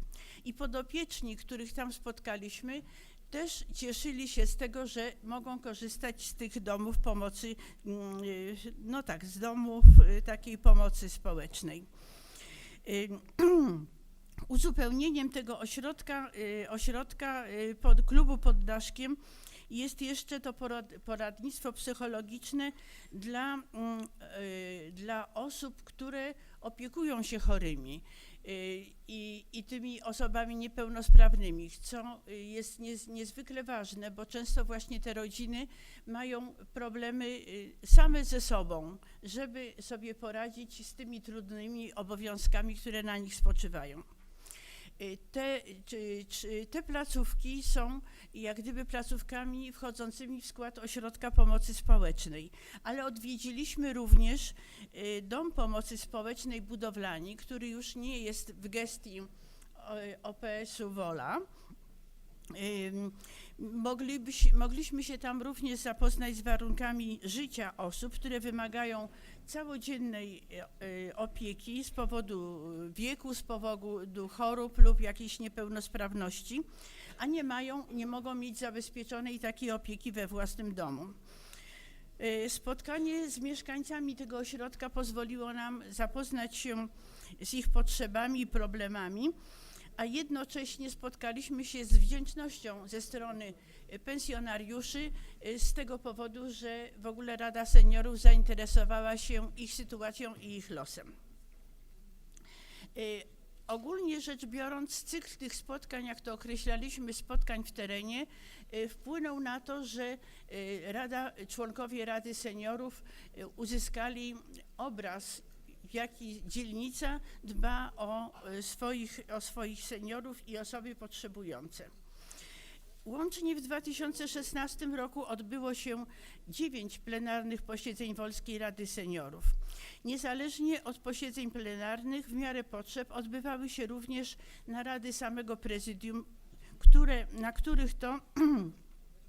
w których to niejednokrotnie uczestniczyli przewodniczący zespołów zadaniowych, tych, o których tam była mowa, w zależności od tematyki i problemów do rozstrzygnięcia. Oprócz tych zadań, które wynikają z regulaminu pracy, prezydium zajmowało się między innymi przygotowaniem i przedstawieniem prezentacji dotyczącej działalności Wolskiej Rady Seniorów na posiedzeniu Warszawskiej Rady Seniorów, opracowaniem własnych wniosków oraz rozpatrzeniem wniosków złożonych w konkursie Miejsca Przyjazne Seniorom. Celem tego konkursu jest wyróżnienie i promowanie miejsc otwartych na potrzeby seniorów i osób niepełnosprawnych. To zaszczytne trofeum w dzielnicy Wola uzyskała kawiarnia Kafe Żytnia. Również prezydium zajmowało się przygotowaniem i organizacją udziału Wolskiej Rady Seniorów w dzielnicowych imprezach plenerowych, ale o tym dalej opowie koleżanka.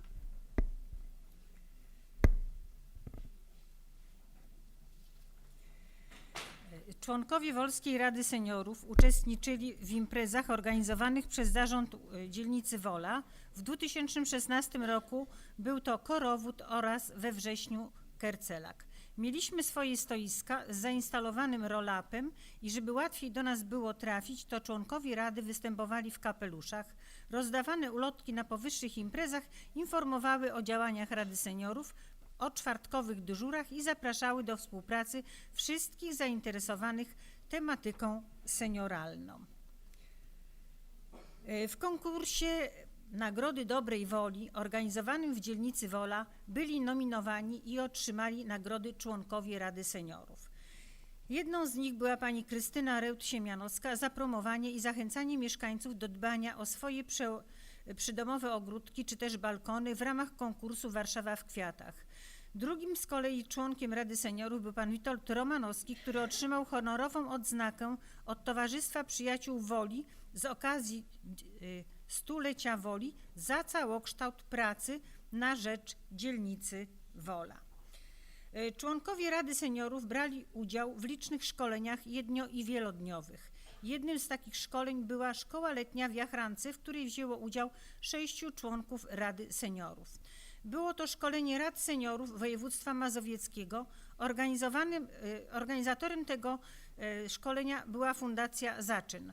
Odbyło się to w ramach projektów Senior, Obywatel, Radny i Profesjonalne Rady Seniorów na Mazowszu, finansowanych ze środków Ministerstwa Rodziny, Pracy i Polityki Społecznej w ramach rządowego programu na rzecz ASOS na lata 2014-2020.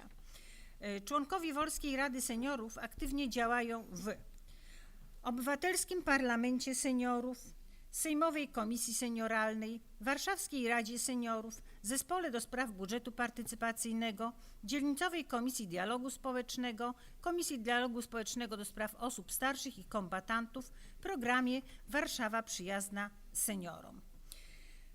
Braliśmy udział w konferencjach, posiedzeniach Sejmu. Między innymi w konferencji zorganizowanej przez Urząd Dzielnicy Bielany, na którym zostali odznaczeni członkowie Wolskiej Rady Seniorów za szczególne zasługi na rzecz seniorów.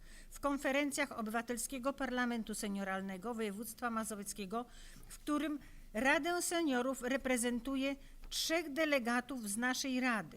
W posiedzeniach Sejmowej Komisji Senioralnej uczestniczą przedstawiciele zespołów zadaniowych w zależności od poruszanej tematyki.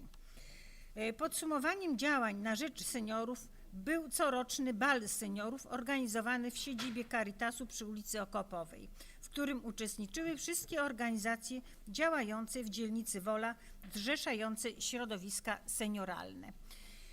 To by była tak pokrótce nasza działalność, ale tutaj jeszcze dalej pan przewodniczący. Szanowni Państwo, już tak na koniec chcę powiedzieć, że stale pełnimy dyżury w ośrodku Nowolipie przy ulicy Nowolipie 22. To są dyżury czwartkowe między godziną 14 a 16.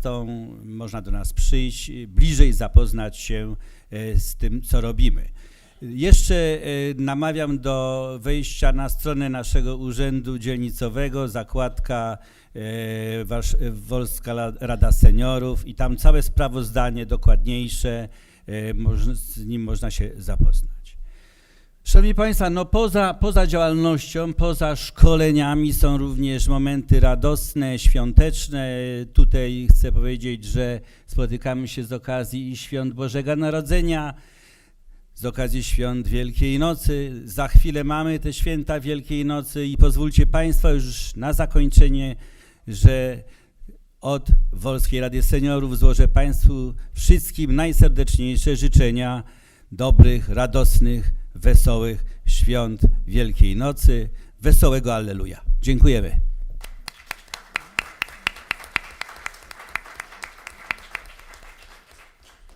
Dziękuję Państwu bardzo. Liczę na dalszą owocną współpracę z Radą Dzielnicy. Zamykam punkt 5 porządku obrad. Przechodzimy do punktu 6. Interpelacje i zapytania radnych, wolne wnioski. Kto z Państwa radnych chciałby zabrać głos w tym punkcie? Bardzo proszę, pan Dariusz Puścian, pani Bożena Krupińska, później pani Aneta Skubida.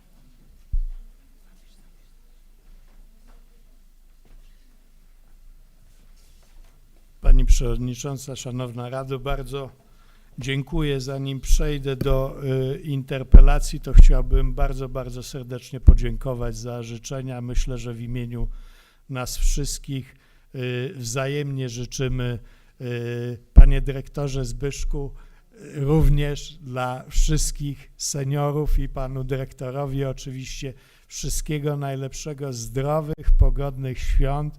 Myślę, że jesteśmy wszyscy z Państwem.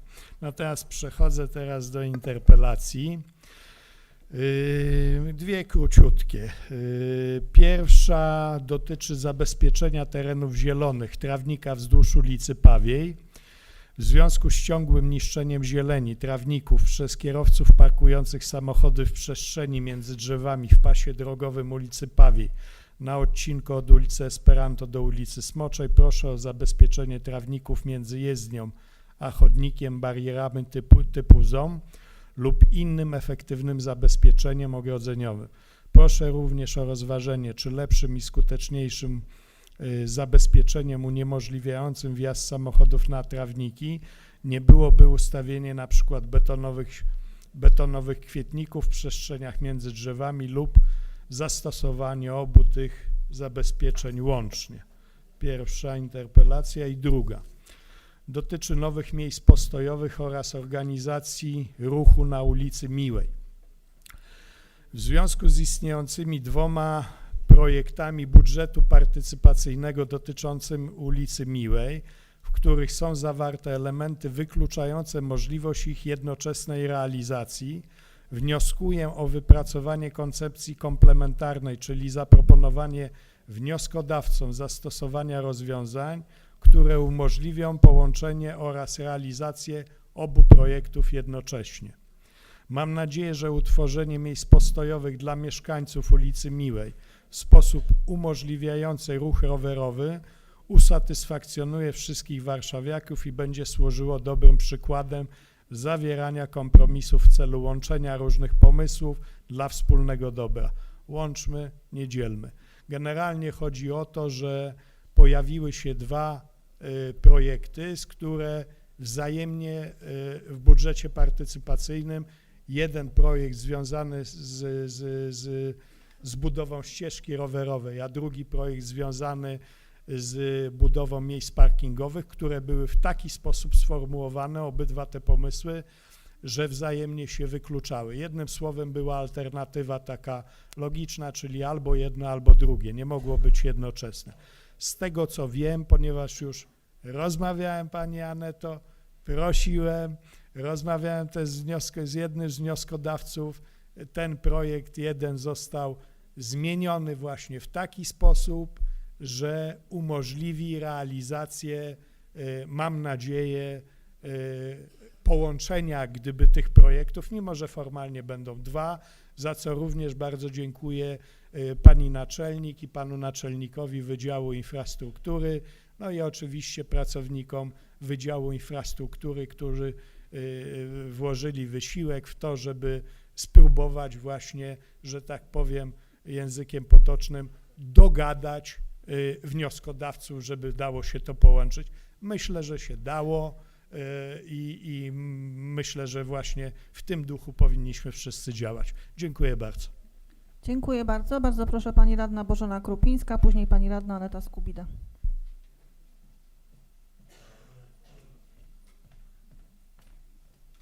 Szanowna Pani Przewodnicząca, Szanowni Państwo, ja przygotowałam kilka zapytań i interpelacji, ale uspokoję Państwa, nie będę wszystkich czytać, tylko dwie, które obiecałam wczoraj na spotkaniu z mieszkańcami, że przedstawię na sesji. Pierwsza to jest zapytanie dotyczące remontu ulic Ringelbluma, Raszei i Sitnika. W związku z odbytym w dniu 10 kwietnia 2017 roku spotkaniem z mieszkańcami osiedla Koło, na którym została przedstawiona koncepcja zagospodarowania tego terenu i w związku z licznymi postulatami mieszkańców zwracam się z następującymi zapytaniami w przedmiotowej sprawie. Czy w roku 2017 jest planowany remont ulic Ringelbluma, Raszei i Sitnika? Jeśli nie jest uwzględniony remont powyższych ulic w inwestycjach na 2017 rok, to w jakim terminie jest planowany? Czy remont powyższych ulic jest skoordynowany z pracami, które mają być wykonane w ramach przedstawionej mieszkańcom koncepcji? Zapytanie to jest wynikiem obaw mieszkańców osiedla Koło, że zostaną zrobione nowe chodniki i zieleń, a następnie podczas remontu ulic ulegnie to zniszczeniu. I w nawiązaniu właśnie do wczorajszego spotkania powracam do mojego zapytania, które składałam rok temu, a mianowicie wiele osób, wiele mieszkańców ma trudności z dotarciem zarówno na salę sesji, jak później większe chyba trudności z wyjściem z sali sesji. Bo jeśli odbywa się spotkanie w poniedziałek, gdzie ludzie przechodzą tym głównym wejściem i przez salę tą obsługową i później mają, no nie wiedzą jak mają wyjść z tego pomieszczenia. I ja wczoraj po prostu 3 razy biegałam, ja oczywiście wiem, że pewnie biegi mi się przydadzą, ale 3 razy biegałam i odprowadzałam osoby, które wcześniej wychodziły ze spotkania do wyjścia, bo po prostu chodziły w kółko i wracały w tej z powrotem. I w nawiązaniu do mojego zapytania z dnia 23 maja 2016 roku, kopia w załączeniu, ponownie zwracam się o udostępnienie wejścia na salę sesji Urzędu Dzielnicy Wola Miasta Stołecznego Warszawy od ulicy Żelaznej. W związku z kolejnymi stwierdzonymi trudnościami w wejściu, wyjściu z sali sesji, jaka miała miejsce w dniu 10 kwietnia, na marginesie chcę powiedzieć, że chodząc z tymi mieszkańcami, wyprowadzając ich nie mogłam uczestniczyć w kontynuacji tego spotkania, które trwało, no i ileś tam rzeczy mi mogło umknąć.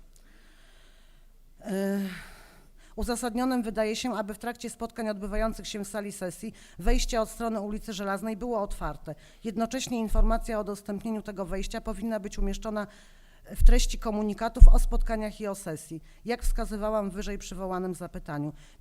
Mieszkańcy uczestniczący w spotkaniu w dniu 10 kwietnia byli bardzo niezadowoleni, że nie mogą odnaleźć drogi wyjścia i obchodząc urząd ponownie wracali na salę sesji z prośbą o wyprowadzenie ich.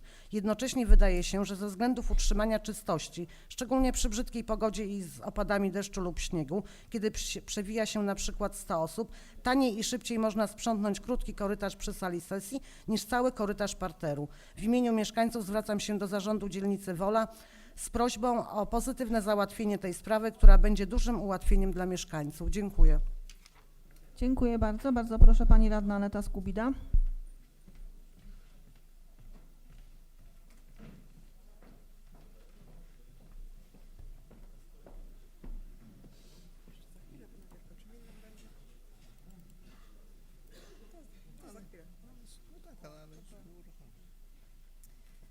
Szanowni Państwo, ja się przyłączam tutaj do pani radnej Bożeny Krupińskiej. Też kiedyś składałam interpelację lub zapytanie w tej sprawie. No, jak najbardziej jest to problem, który warto byłoby, abyśmy rozwiązali. Ja również na dzisiaj przygotowałam kilka zapytań i interpelacji. Nie przedstawię wszystkich i postaram się przedstawić je jak najszybciej. Pierwsze moje zapytanie dotyczy kryzysowej sytuacji w Wolskim Centrum Kultury. W ostatnim czasie dotarły do mnie bardzo niepokojące informacje na temat sytuacji w Wolskim Centrum Kultury, w związku z czym proszę o ich weryfikację, wyjaśnienia i przedstawienie planowanych sposobów przywrócenia prawidłowego funkcjonowania Wolskiego Centrum Kultury. Po pierwsze, proszę o informację, czy prawdą jest, że w Wolskim Centrum Kultury trwa kontrola prowadzona przez Biuro Kontroli Urzędu Miasta Stołecznego Warszawy lub inną jednostkę? Jeśli tak, proszę o informację, czy znane są przyczyny kontroli, jaki jest jej zakres, a także informacje w zakresie dotychczasowych ustaleń, jeśli już takie istnieją. A jeśli nie, proszę o udostępnienie protokołu pokontrolnego oraz planowanych przez Zarząd Dzielnicy Wola działań takich zaradczych w stosownym czasie. Po drugie, proszę o informację, czy prawdą jest, że w ostatnim czasie Wolskie Centrum Kultury straciło 2 kolejnych już wicedyrektorów, w tym kolejną dyrektor do spraw programowych. Jeśli tak, proszę o informację na temat przyczyn, dla których osoby te przestały pełnić swoje funkcje, a w szczególności, czy istnieją jakieś konflikty personalne, jak wyglądają te powody. Po trzecie, czy w związku z faktem zmiany 3 dyrektorów Wolskiego Centrum Kultury w ciągu roku praca Centrum Kultury i realizacja działań programowych jest niezagrożona? I proszę również o przedstawienie planów programowych Wolskiego Centrum Kultury, w tym w szczególności programu pani dyrektor Podłuckiej, który pozwolił jej na zwycięstwo podczas konkursu na stanowisko dyrektora Wolskiego Centrum Kultury. Także mam nadzieję, że za chwilę usłyszymy przynajmniej częściowe wyjaśnienia, częściowe informacje. Prosiłabym o takie informacje. A to, co nie będzie możliwe przedstawienie już teraz, oczywiście liczę na informacje na piśmie. Kolejnym tematem jest temat związany z ulicą Skierniewicką i z inwestycją, o której wielokrotnie już tutaj mówiłam, inwestycja spółki Ronson CityLink, która niestety znowu przysparza problemów okolicznym mieszkańcom. Tym razem te problemy te są troszeczkę innej natury, nie są to tym razem skażenia gruntów i wód gruntowych, które przedostając się do powietrza, mieszają się z nimi, zagrażają życiu i zdrowiu mieszkańców. Chciałabym zwrócić uwagę na, po pierwsze, na to, jak w tej chwili wygląda chodnik tuż przy tej inwestycji. Pozwoliłam sobie zrobić zdjęcia, to są zdjęcia z dzisiejszego poranka.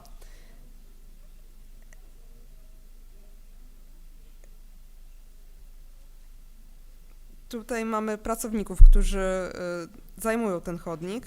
I tutaj mamy chodnik, to jest dojście do przystanka, który został przeniesiony w związku z budową metra, bo jak Państwo na pewno wiedzą, ulica Płocka została zamknięta, znacząca część ruchu została teraz skierowana na ulicę Skierniewicką. Także mieszkańcy czy osoby pracujące w okolicy, przechodzący, przechodnie niejednokrotnie zmuszeni są do wchodzenia na ulicę, co zagraża ich życiu, zdrowiu, bo zwłaszcza w sytuacji, kiedy komunikacja wzrosła na ulicy Skierniewickiej. Z tego budynku spadają też jakieś fragmenty gruzu i to spadają one w miejscu wykraczającym poza wygrodzenie, które jest w tym miejscu. Widziałam dzisiaj właśnie rano, byłam świadkiem, jak na ludzi po prostu poleciały jakieś fragmenty gruzu. Także prosiłabym tutaj o interwencję w tej sprawie. Kolejną rzeczą jest fakt, że te drzewa, które tutaj Państwo widzą, one obumierają i no, możemy się domyślać, że ich obumieranie ma związek z tą inwestycją. Także prosiłabym o weryfikację tego, czy tak rzeczywiście jest, czy one obumierały właśnie dlatego, że albo ich system korzeniowy został naruszony przez ten budynek, który się znajduje tuż obok, albo ewentualnie przez skażenia, które tam zaczęły w inny sposób migrować w gruncie i w wodach gruntowych. Jednocześnie dowiedziałam się, że planowane są nasadzenia zastępcze w tym miejscu i prosiłabym o potwierdzenie, czy te nowe nasadzenia będą finansowane przez Urząd Miasta Stołecznego Warszawy, czy też przez inwestora. No wydaje się, że jeżeli to przez tą inwestycję obumierają drzewa, to inwestor powinien być zobowiązany do tego, żeby zapłacić za te nowe nasadzenia zastępcze, zwłaszcza w kontekście, kiedy jeżeli inwestor wycina drzewa na swojej działce, to zobowiązany jest do takich nasadzeń zastępczych, no to jeżeli drzewo wykraczające poza teren jego działki, ale na terenie sąsiadującym w związku właśnie z tą inwestycją obumiera, no to tak samo powinien być zobowiązany do nasadzeń zastępczych.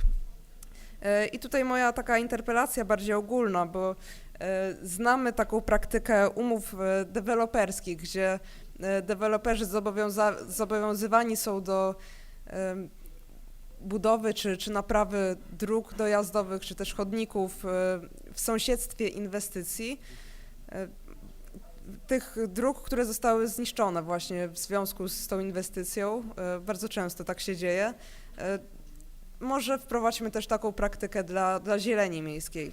Tego na pewno życzyłoby sobie wielu mieszkańców naszej dzielnicy, którzy zgłaszali do mnie tę sprawę. Zgłoszenia dotyczyły i rejonu Czystego, i Odolan, ale też z pewnością wielu innym mieszkańcom to doskwiera i obciąża to też budżet naszego miasta. Chciałabym też zapytać, czy w związku z pierwszym biegiem wolskim 22 kwietnia ma się odbyć, czy mogę się zapisać jako mężczyzna? Bo widziałam, że tam jest przewidziany dystans 10 km dla panów i dystans 7,5 km dla pań. No, jest to bardzo dziwne, dosyć niespotykane. Czemu są różne dystanse takim w podziale na płeć, nie spotykałam się z tym wcześniej i proszę o wyjaśnienie, w jaki sposób taki podział nie jest dyskryminacyjny. Przecież wiele kobiet biega znaczące dystanse, przekraczające znacznie ponad 10 km, ponad maratony, triatlony, ironmany. Chyba nie muszę tutaj opowiadać. Także prosiłabym tutaj o wyjaśnienie tej sprawy.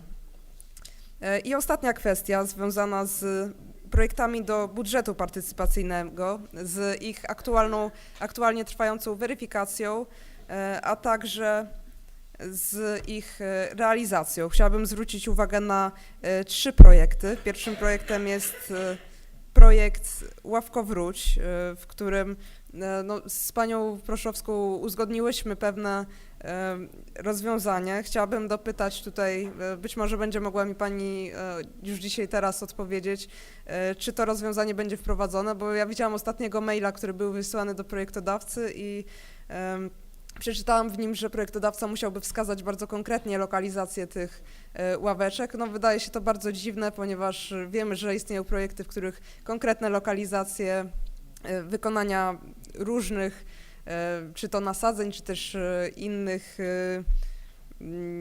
działań nie były wskazywane. Także prosiłabym o wyjaśnienie dotyczące tego projektu Ławko-Wróć.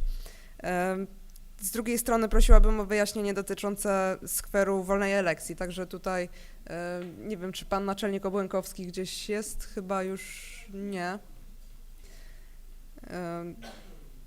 Tutaj w tym projekcie, w związku z tym projektem dowiedzieliśmy się, że ze względu na miejscowy plan zagospodarowania przestrzennego powinien być wspólny projekt zagospodarowania przestrzeni dla 2 działek, podczas kiedy projektodawca przewidział zagospodarowanie tylko jednej działki i w tym momencie on jest przymuszany do tego, żeby projekt objął obie działki. Przy czym moim zdaniem trzeba zwrócić uwagę, że Miejscowy plan zagospodarowania przestrzeni zakłada tylko i wyłącznie objęcie tych działek wspólnym projektem, a nie wspólną, jednoczesną ich realizację. Także wydaje mi się, że wystarczy wprowadzenie takiej korekty, żeby projekt dotyczył całości, a realizacja dotyczyła tego etapu, tego fragmentu, który wskazuje projektodawca. Myślę, że to jest projekt bardzo, bardzo fajny, ciekawy i na pewno ucieszyłby wielu mieszkańców. I ostatnia już rzecz, projekt na Gibelaku, gdzie obecnie trwa jego realizacja. Projektodawca nie przewidział pewnego elementu, a ZGN pracownicy ZGN-u chcieli, aby ten element się znalazł, mimo że nie był przewidziany oryginalnie w projekcie.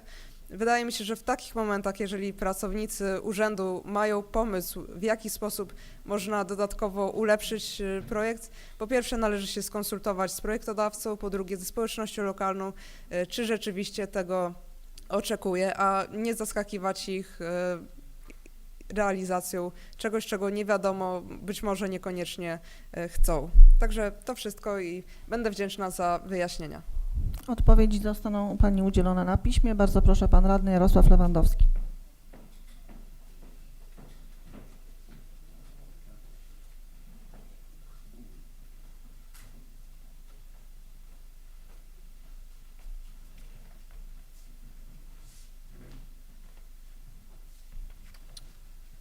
Bardzo dziękuję Pani Przewodnicząca, Wysoka Rado, Szanowni Państwo.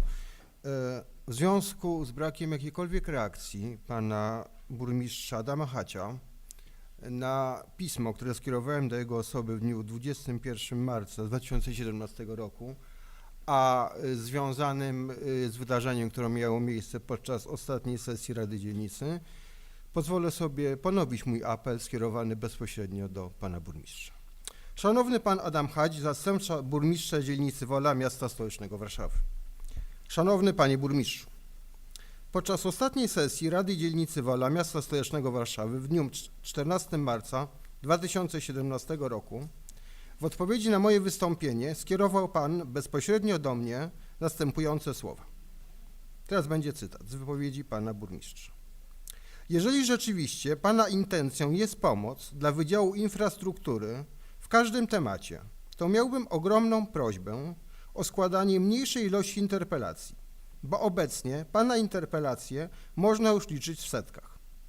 Często dotyczą one rzeczy, powiedzmy sobie brutalnie szczerze, zupełnie nieistotnych i pracownicy, którzy poświęcają długie godziny na odpisywanie na te interpelacje, mogliby w tym czasie wykonywać inne, ważniejsze zadania.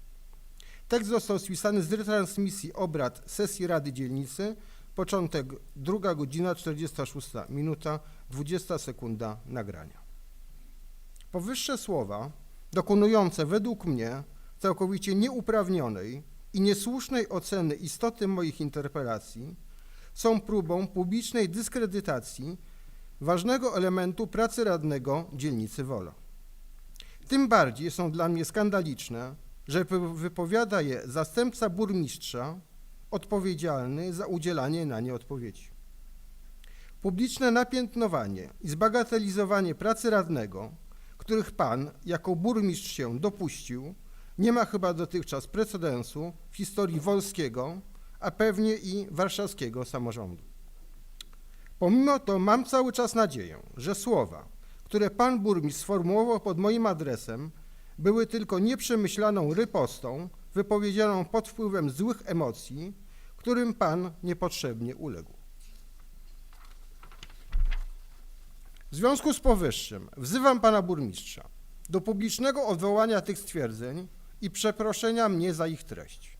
Apeluję o zrobienie tego z tego samego miejsca, gdzie Pan je wypowiedział, czyli z mównicy, podczas najbliższej, czyli dzisiejszej, zaplanowanej na dzień 11 kwietnia 2017 roku sesji Rady Dzielnicy Wola Miasta Stołecznego Warszawy. Dziękuję bardzo. Bardzo proszę, Pan zastępca burmistrza Adam Hać.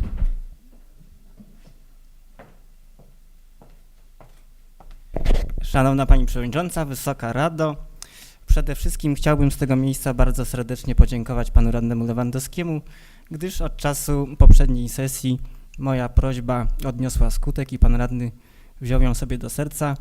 Istotnie od tego czasu ilość interpelacji pana radnego w sposób widoczny i znaczący się zmniejszyła, także w imieniu nie tylko swoim, ale również pracowników tego urzędu, którzy z prawdziwą ulgą odetchnęli, pragnę jeszcze raz podziękować i mam nadzieję, że będzie to już trwały trend, jeśli chodzi o pana radnego. Dziękuję. Dziękuję bardzo. Bardzo proszę, pan radny Maciej Wyrzykowski.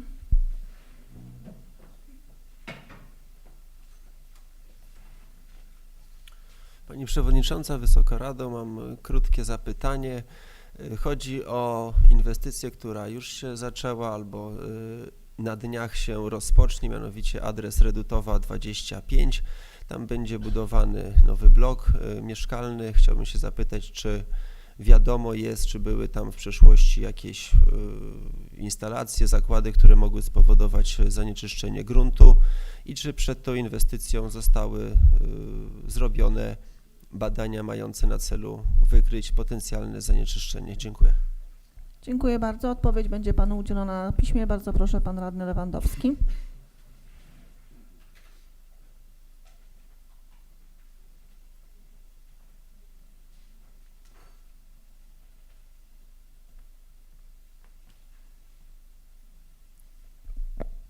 Szanowna Pani Przewodnicząca, Wysoka Rado, Szanowny Panie Burmistrzu Adamie Chać. Widzę, że w dalszym ciągu brnie Pan w tę niepotrzebną polemikę, w którą Pan cały czas wierzę, że pod wpływem złych emocji wdał się ze mną na poprzedniej sesji. Teraz drwi Pan sobie z tego, że nie złożyłem kolejnych interpelacji. Dziękuję mi Pan za to, że dzięki temu pracownicy, których pracę Pan prawdopodobnie nadzoruje, w związku z tym nie mieli pewnie według Pana opinii niepotrzebnej pracy, bo moje interpelacje są niezbyt istotne. Myślę, że nie stwarza to dobrej atmosfery do naszej współpracy, Pana naśmiewanie się w dalszym ciągu, pomimo tego, że w formie wydaje mi się grzecznej, spokojnej i takiej mediacyjnej, dążącej do po prostu jakiegoś rozwiązania tego sporu, który między nami powstał, mam nadzieję zupełnie niepotrzebnie. Że namawiam do Pana do tego po prostu i stwarzam Panu taką szansę, Pan nadal brnie w wyśmiewanie się ze mnie i w dalszym ciągu Pan jakby odmawia przeproszenia, odmawia Pan przeproszenia mojej osoby. Bardzo źle to rokuje na przyszłą naszą współpracę, bardzo źle to rokuje na współpracę z całym zarządem dzielnicy Wola Miasta Stołecznego Warszawy. Szczerze mówiąc, jestem bardzo zbulwersowany w tej chwili już dwoma rzeczami.